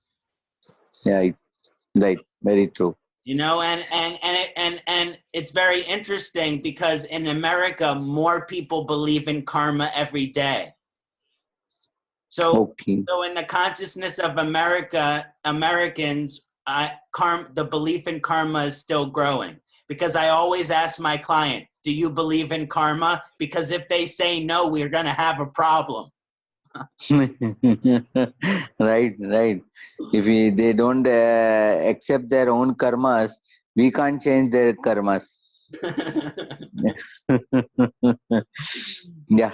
Scorpio can be aggressive, though. I guess I can be sometimes aggressive with how I'm trying to express myself as well because of Mercury. 10th Scorpio. Good. So moving ahead to the Sagittarius, Dhanu. That's a complete name of a sign is Sagittarius in the English, but in the Sanskrita it is called Dhanush. Dhanush means arrow or bow and arrow. So Dhanush is also arrow, is also a target, is also a achievement, and the shortened name is a Dhanu. Normally people say Dhana means Dhana Rashi, Dhanu Rashi means wealth. No, it is not wealth. It says be focused. Now here the Sagittarius ascendant or moon is carried with the Jupiter, leading by the Jupiter, but dual Jupiter. See, Jupiter got both the sign as a dual. Jupiter got both the sign dual as like Mercury getting both the sign as a dual, because dual and Kendra to each other. These two signs only are a Kendra to each other, 3 to 6 and 9 to 12. Or from 12 to 9 also it is a Kendra. So Mercury and Jupiter always comes in the Kendra because they have to support each other. first thought has to be supported and second by the other's thought. If other thoughts has not been seconded, your first thought has no value. Same like this is the beginning of a Jupiter sign as a Sagittarius. Here the thought process start in the duality, and then it will be given that the two dimensions simultaneously, and Sagittarius and Pisces. But we are more focusing on the Sagittarius part.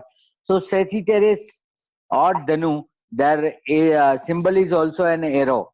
Arrow means your aim, what your aim is there, and that is why in Kala Purusha it is placed in the ninth house. Ninth house is a house of your destiny. You should aim about your destiny.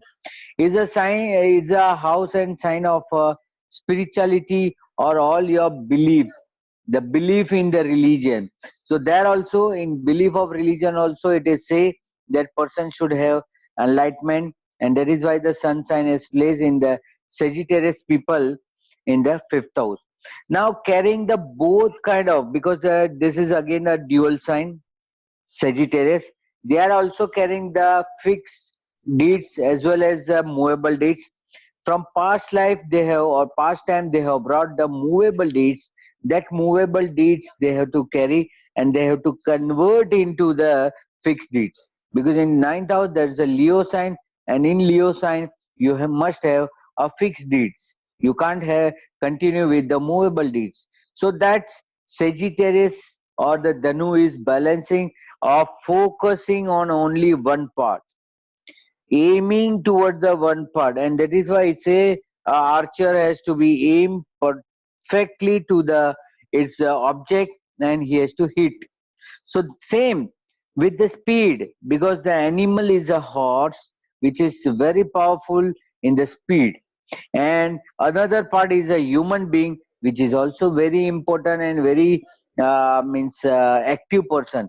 So two things, an intellectual person and a speed of a horse as given to the Sagittarius. Although people say that both dimensions are different, the person is looking on another side and horse is moving on the another side. That's your test. That is a test of a Sagittarius, that how you become concentrate, how you become a one. If you have a confidence, you will target the best, even though you are in the reverse speed. Even you are in the reverse speed, your target you will be able to achieve. So that is why that's a Sagittarius moon importance in the one's life. Simultaneously, they are also a Jupiter, Mars, and Sun triangle. Again, that triangle has appeared after the Aries and Leo ascendant. Here also it appears, but here the difference is that it is not so powerful in the sense of Mars being in the fifth house and Sun being in the ninth house. These two are the live planet. It is kept in the past life or in the future life.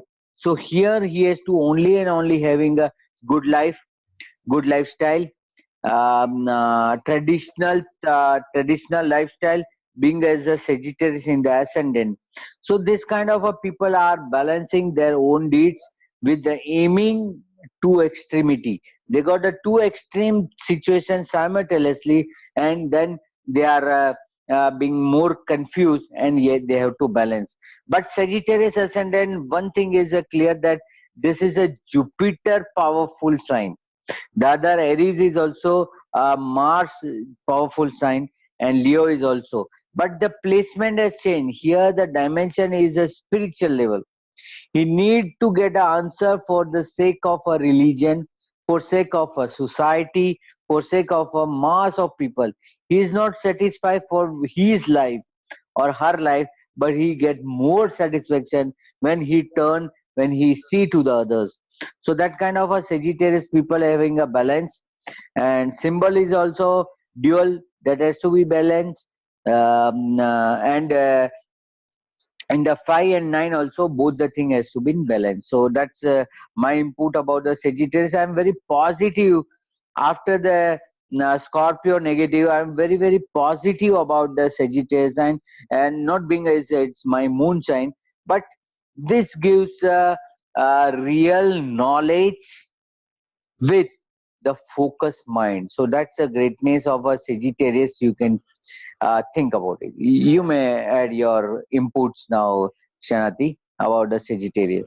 That's fantastic. My Shani is in Sagittarius and Mula Nakshatra. Oh. So I'm in my Shani return right now, and in Shani Mahadasha, so definitely strong Sagittarius vibrations.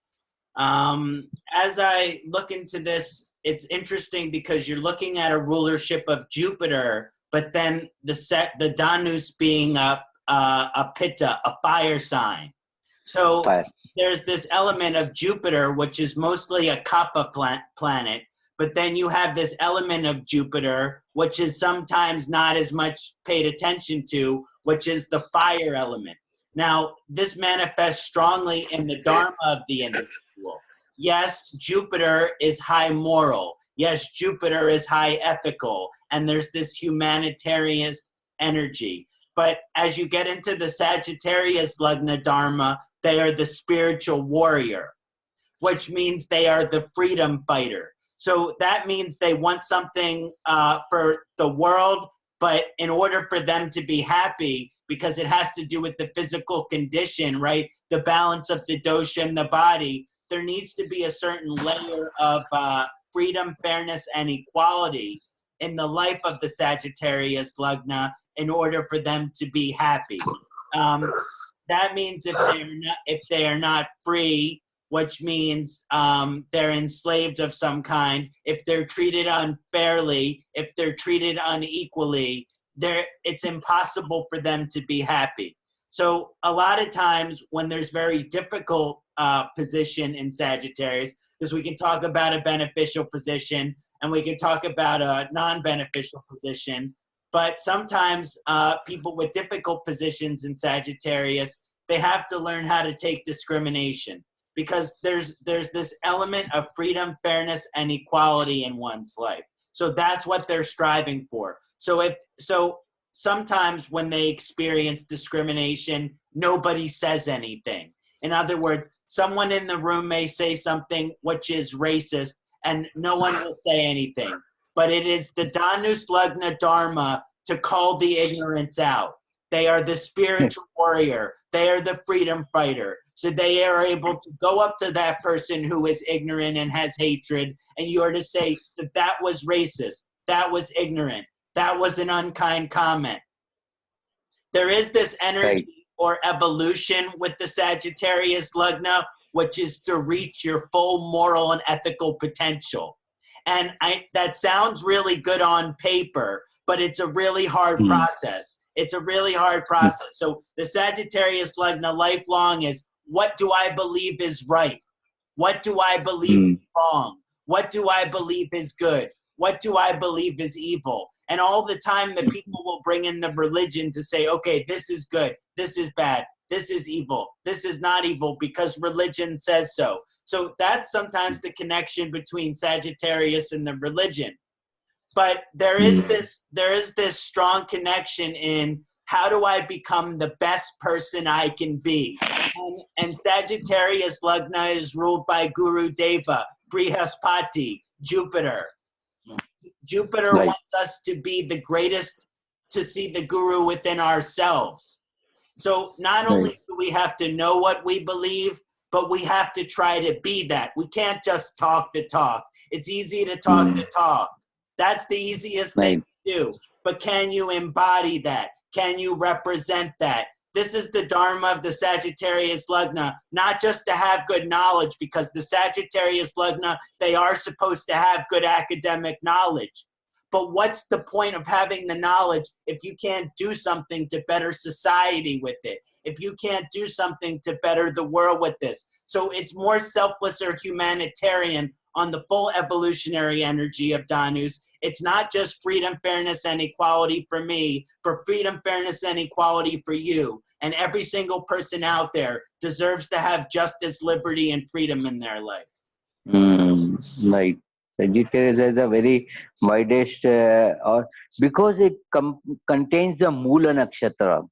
If we don't forget and don't go inside, so that is a Mula Nakshatra. So they want to go into the root of the things. Mula means roots.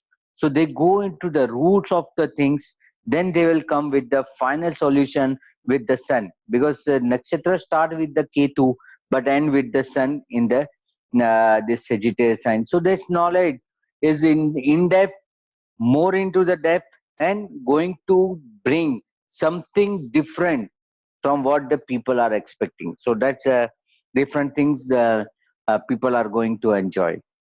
That's why I always thought other forms of astrology lacked credibility, because when you go to the root of astrology, Vedic astrology is the most ancient form of astrology there is. So when you go to the root of astrology, you go to the Vedas. There's nothing more. There's nothing more closer to the root. How could any other form of astrology be close to the truth? Because it's just further away from the root. Right. It's a pure form. Right. So moving ahead to the Capricorn. Right. Yes. So now it's a Capricorn. Now it's a ruling ship of a Saturn comes with the soul of a sun, hidden by the cover of a Capricorn.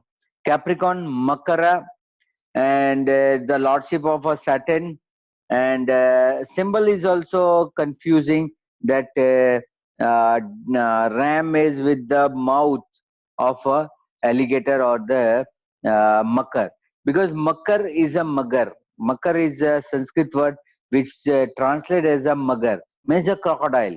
Magar means as crocodile. So this is a first sign of a Saturn as an ascendant. Then we'll see the Aquarius. Here happens that they will get a support of their social and family immediately when they call upon, because the second house also comprise the Aquarius sign, and with the very beautiful family.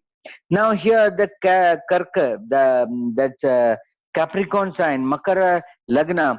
Here they are bringing, because here that's also a sign of this is also a sign of a movable. So movable things which they are going to happen.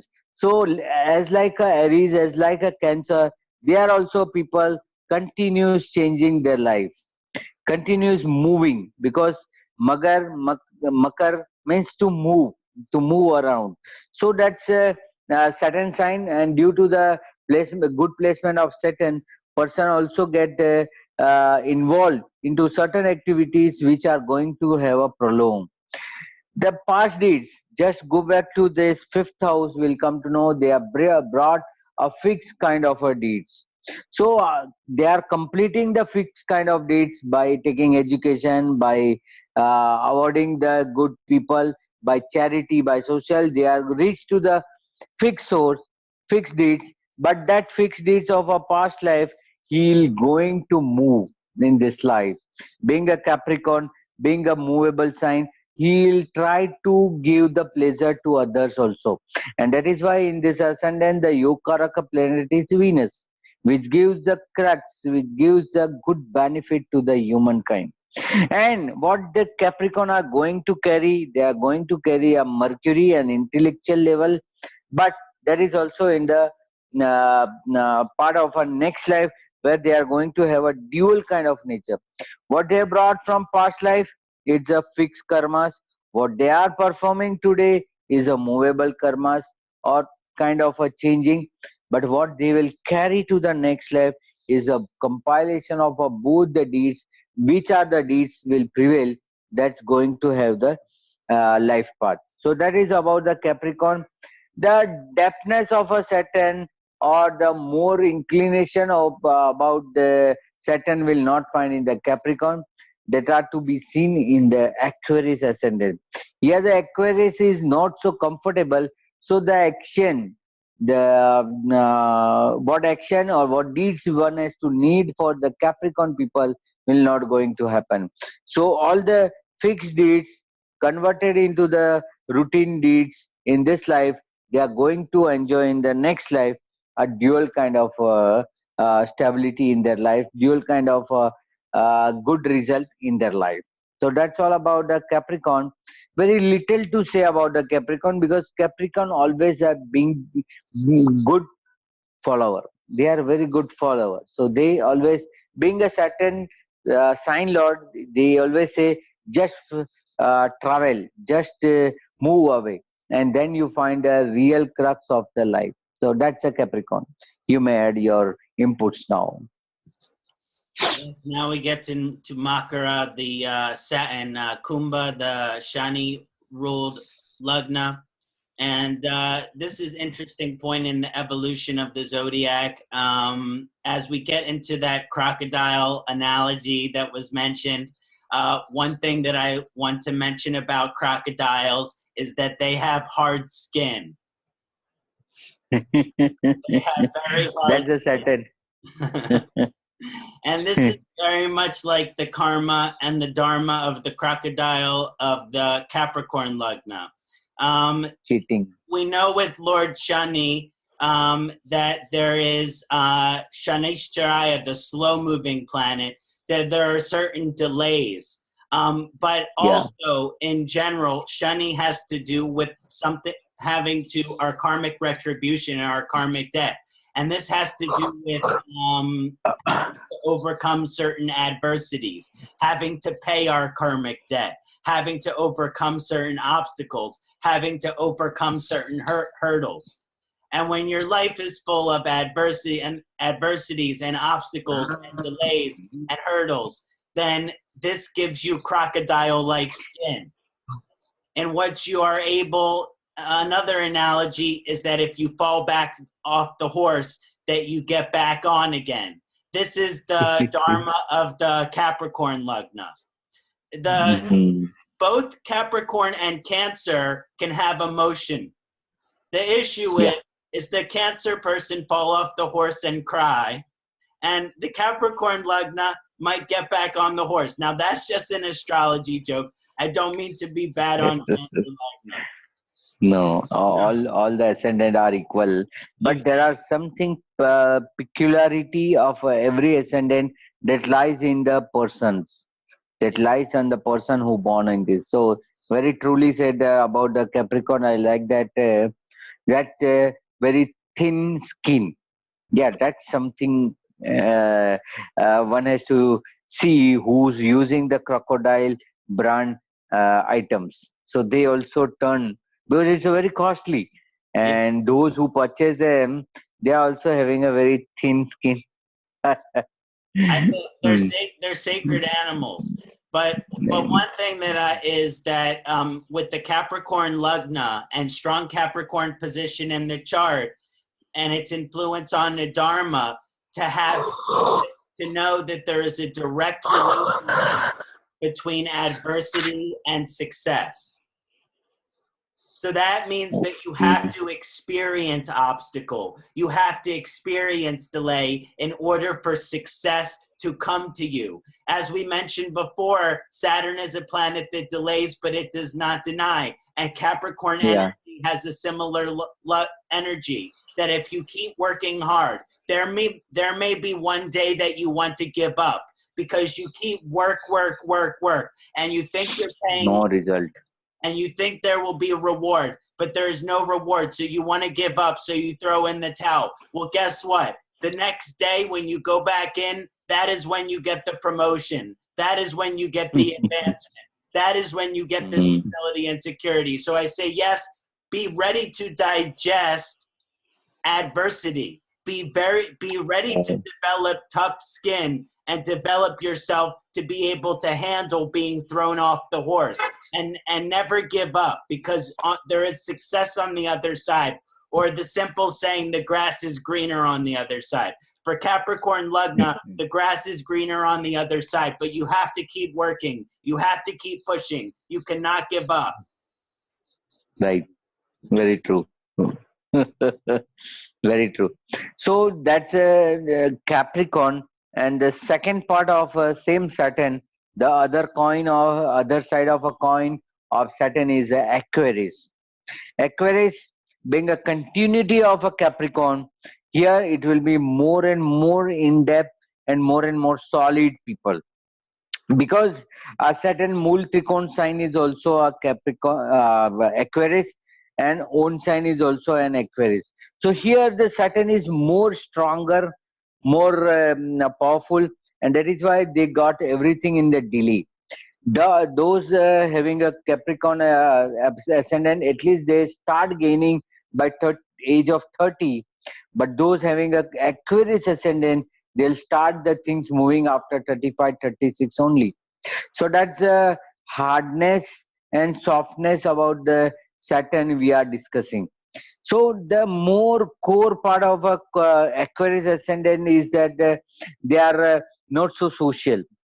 They are heat of a mass. They are not going deep with any relationship, because we see the Capricorn sign, the symbol is like a water pot. Now by seeing outside, you will not able to judge whether the pot is fully filled, halfly filled, or it's empty. The same thing that Capricorn, Aquarius people, you will find afterward that what they possess, that cannot be identified by any person. So that's a great thing this certain people is having. And once they decide that I want to do this, they never backstep. They'll go further only and going to complete all the deeds which is required. Now, creating deeds, we know that in fifth house, there's Venus, Gemini is there, Mithuna Rashi is there. That's also dual. And in the ninth house, it will be Libra. That is more about Vayu Tattva. That's Chara, means movable. So, of a past life, of the past life of the person being Aquarius is a Gemini, having an intellectual level, aware about what they have done earlier also. Suppose they are doing any deeds, they are aware that this thing has been either happened or it is a result of some deeds which they have performed. So Aquarius people come to know instinct very fast, and due to that fast instinct, they are also going to have a good life ahead also. Many struggle is there, but after 36, that Saturn turn into to such a positive way that you are not going to suffer anything and going to get a good result only. Aquarius having the past as a Gemini being a dual sign, some of benefit will be carried forward from this, but the next life will be a purely a Libra, a powerful sign of Venus, and where they are going to enjoy. So hard work in this life, efforts of a past life, and simultaneously they will be getting a good result in their next life. So next life they are going to enjoy like anything. So this is a Aquarius. The solid karmas will be always in front of them, but some of manipulation, some of arrangement they can make due to the Gemini in the fifth house. So this way, this ascendant Kumbha Lagna, even though it is possessing so much in depth, they are not giving the things to the society that has to be started. So being it's Aquarius ascendant and the ninth house is occupied by Venus, they always try to balance their luck. They always try to balance their luck and try to meet certain things in the balancing format. So that's all about the Aquarius. Now I hope Kṣaṇāti will give us too much inputs about the Aquarius, because that's a mirror effect of himself. So please continue. Thank you so much, Dr. Dharmesh. Yes, I am Kumbha Lagna, and this is Vata sign, and I have Rahu there as well. This is a very interesting position as mentioned. And by the way, Dr. Dharmesh, I have to say, you have me very excited for my next life. Yes. Because yes. But I know all the work in this lifetime, I have so much work to do. But it's nice to know, to remind me of the that is very next life. But yes, the Kumbha vibration, it's a responsibility. Traditionally, different astrologers or different writers would say, oh, Kumbha is the cursed Lagna. Now, I don't think anyone should say that any sign is cursed, but it has been written No. it has been in a book. It's been in a book somewhere. So, Yeah. but the reason that is there's a lot of fixed karmic responsibility. Now, one of the things that comes with this is that that the native's consciousness, if you're Aquarius Lugna, then your consciousness is supposed to be aligned with the collective consciousness. Collective consciousness means like a group of people will share a similar type of thinking. So, but there are different types of collective consciousnesses. There is advanced collective consciousness, which is where, you know, everyone is equal, everything is fair, everyone deserves truth and rights, and everything is beautiful. And then there are other collective consciousness where there is hate. But generally speaking, the Dharma of the Kumbha Lagna is to be aligned with the advanced collective consciousness. That's just the first layer of it. But if Aquarius is really in a hard position, you could be aligned to the wrong collective consciousness. In other words, your consciousness might be with another group consciousness, which is not necessarily benefiting humanity or society. When really the energy of the Kumbha Lagna is what collective consciousness can I be a part of in order to advance the world, in order to advance the society. Because the energy of Kumbha is innovation. Innovation, which means I'm able to perceive what is coming. I'm able to perceive what the future is. But we are never able to actually perceive the future. But there is this sense of being able to see trends and being able to see different patterns and things like that. But just being aligned with the collective consciousness, that's just the first step of being Aquarius Lugna. So hopefully if you're Aquarius Lugna, the consciousness which you're aligned to is advanced, and it supports freedom, fairness, and equality for all beings, regardless of any criteria. I hope that as an Aquarius Lugna, that is the type of collective consciousness you're a part of. Then you have to take the ignorant people. You have to take the racist people, the people who do not have consciousness of God, the people who have not have consciousness of astrology, and show them the light. And that is what the spilling of the pot is. It's sharing it with those, helping other people get higher in their consciousness, stop doubting God, stop doubting astrology, starting able to see the light. And so there's this energy of removing the ignorance of the, yes, it's good for your consciousness to stay advanced if you're a Kumbha Lagna, but you also have to help those whose consciousness aren't advanced. You have to help those people who are ignorant, who do not know what karma is, who do not know what spirituality is. You have to advance their consciousness as well. And still today, as in this time that we're living in, we see all sorts of discrimination. As an Aquarius Lugna with Rahu, I believe in the future we will be a time where there is no discrimination between people. See, why the Aquarius people has been misunderstood by others, that is a symbol given to the sign. The symbol is given as a earthen pot. That the earthen pot has been kept, and it is a pouring. While pouring, you will never come to know that when it is going to end. And by keeping it in the straight mode, you will never know whether it is empty, whether it is full. So that confusion people keep in the mind, because people are those facing the Aquarius, they are all the Leo people, because the opposite is a Leo. So they are already aware. They have their conscious, but their conscious is not allowing that other also know something. So that kind of a ego, that kind of a things always find in front of the Aquarius people, and they will be morely misunderstood by the other people. So that's what I have seen in the Aquarius. I think I think you'll find it interesting that my wife is a Leo Maga ascendant. Oh, a perfect pair where you both are looking in the mirror effect. What you are looking, you are getting. What she is looking, she is getting. Oh, great. So both are opposite to each other and in the same window facing the same face. Good, good to know.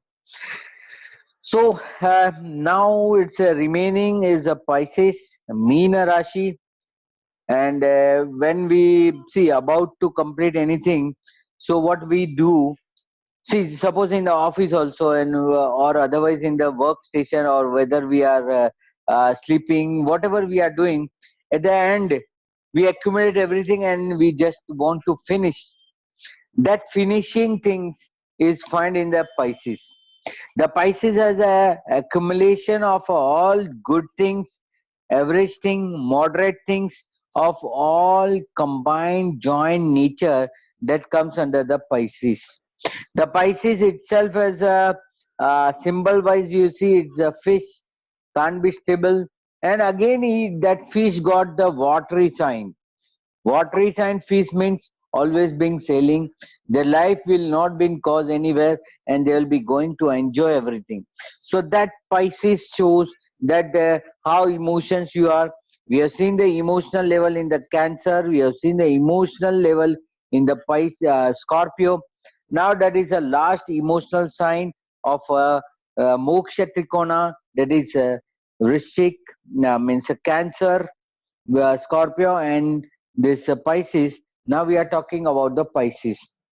The last sign or the Kalpurus 12th sign is a sign of nature. This kind of a people of Scorpio, this Pisces ascendant, they are very close to the nature. They sometimes get an instinct from nature also. Highly emotional because fifth house is also water, ninth house is also water.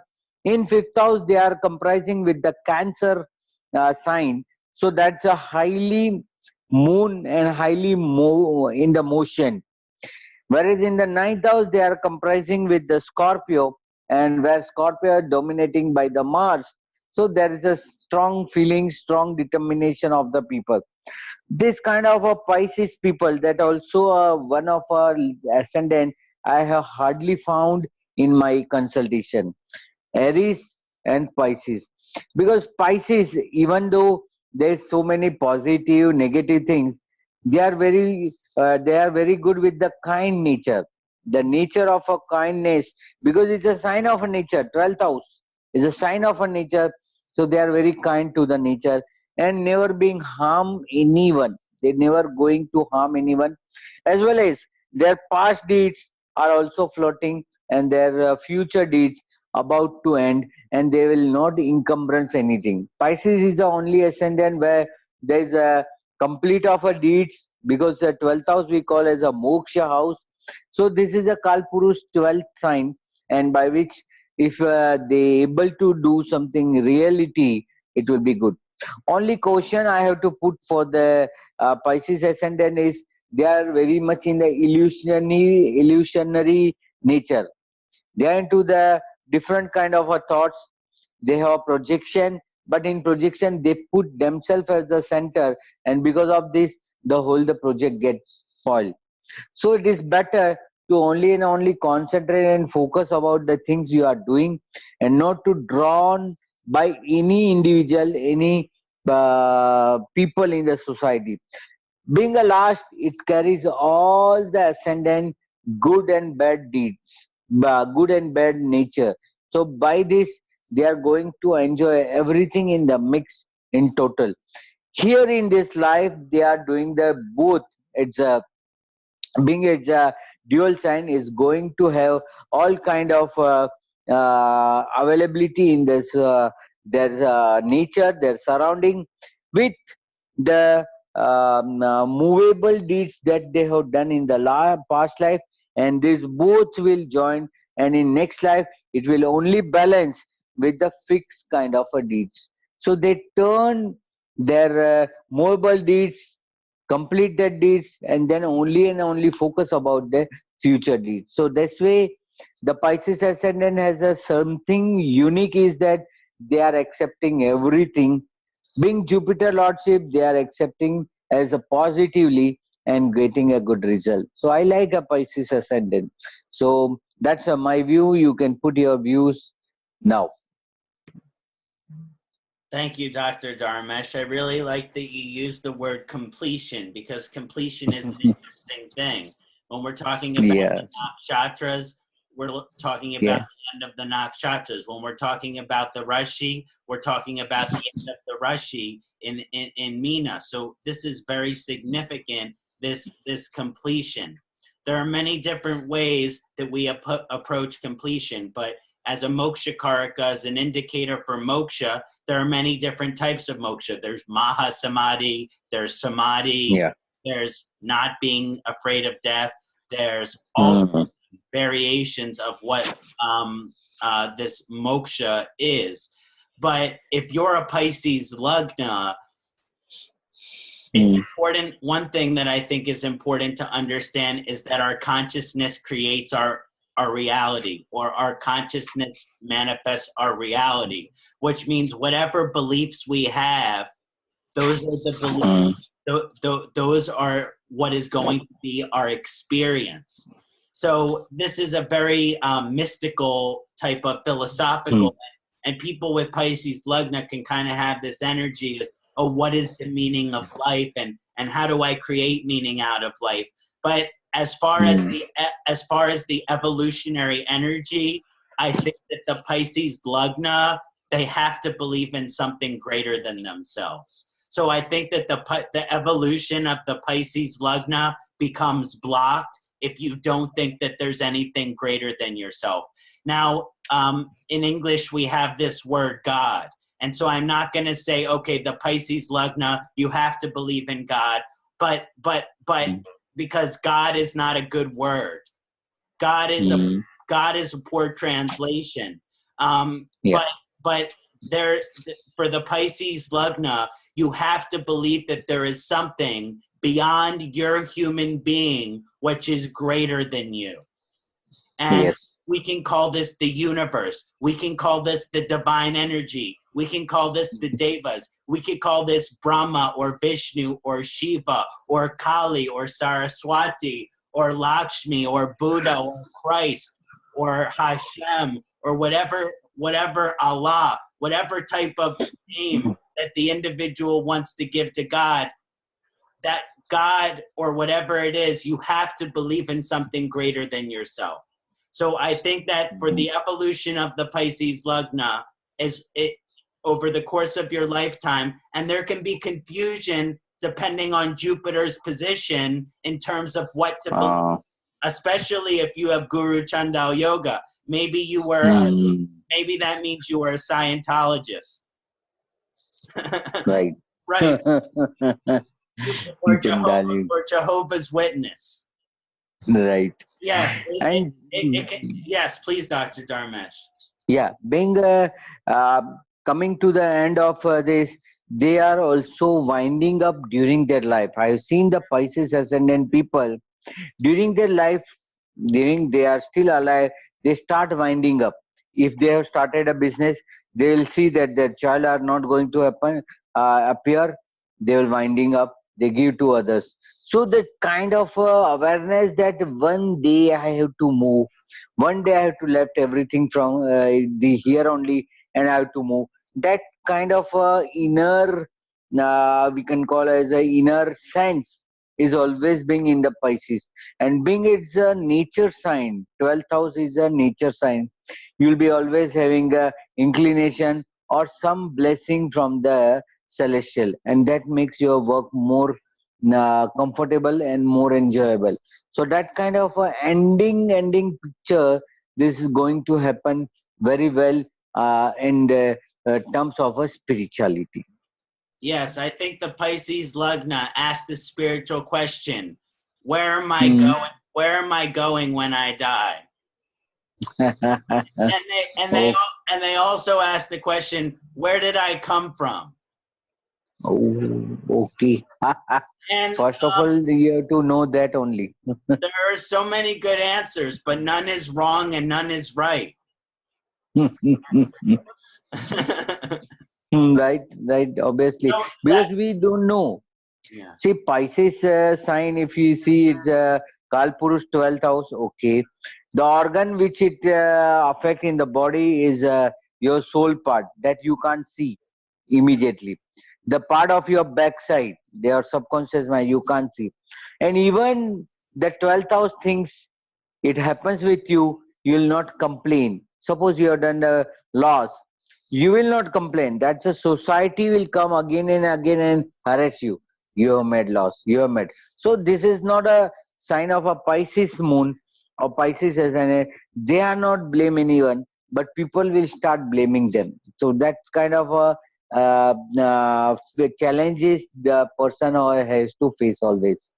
Yes, yes. And one more thing about Pisces is they have a Dharma to be a bridge, to be a bridge. Yes, And you can think yes, of the one place on the side of the bridge, the Sanskrit word is Svarga, what Virgo. Yeah, was the celestial dimension. And yeah, the other side of the bridge is Earth. So the right. Pisces Lugna, they have this, again, responsibility, not an easy one, to be a bridge between Svarga and Earth. Hmm. And strong Pisces position, they have this duty, especially, like Right. you said, 5th house, 9th house, sun, moon, powerful position in Pisces. So what happens is the difficulty or the karmic pattern that the Pisces Lugna gets stuck in is they can choose Hmm. one side of the bridge or the other. So Right. if they choose Svarga, which means Hmm. they climb up to Svarga and then they drop the ladder, then they are homeless. They, Yeah. they probably live in ashram. They don't have job. They don't have family. They don't have children. They don't have any home. This is like the life of a sadhu. Right. Saint. Right. Very true. Um, But they are somewhat aware about their deeds. That is something being seen. That being a ninth house, it is a sign of a Scorpio. So they are in search of their life, own life. They are in search because search we see that the Scorpios are. So they are search of their life. Maybe they are not able to find out the real cause, but at least they will going to touch the deeds of themselves in the other way. So that good sound for this Pisces ascendant. Exactly. They will try to go to resolve their karma through their deeds with the through the ashram. So Yeah. but it will be hard. So that is also, it's not good or bad, but it happens sometimes. Now on the other side of it is you could abandon being the bridge and just go to Earth, which means Yeah. you can abandon Svarga.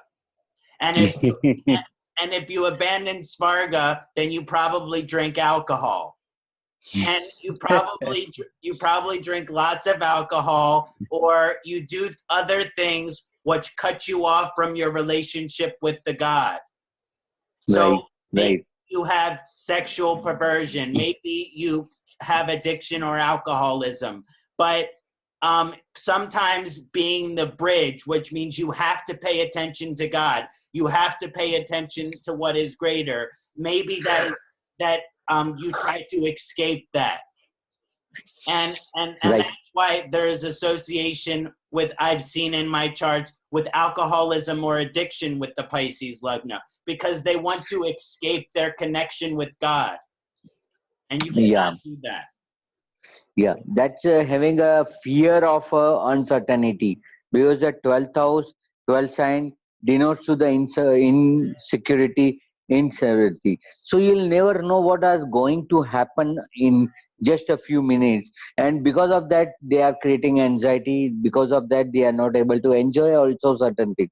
So that kind of a Pisces being a last ascendant, that's all the qualities of from Aries to Aquarius, whatever is being balanced, it will be pack up and it will be given to the Pisces.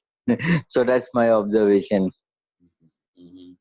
Yes, and I always am inspired by Pisces people, and they always remind me of, they're always so open-minded about spiritual possibilities or potentials, you know?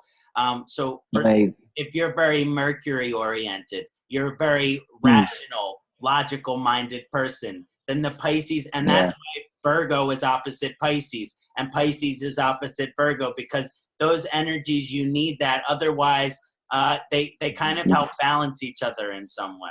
Yeah. You can't trust anyone, so you have to make your system proof with yourself only. Right.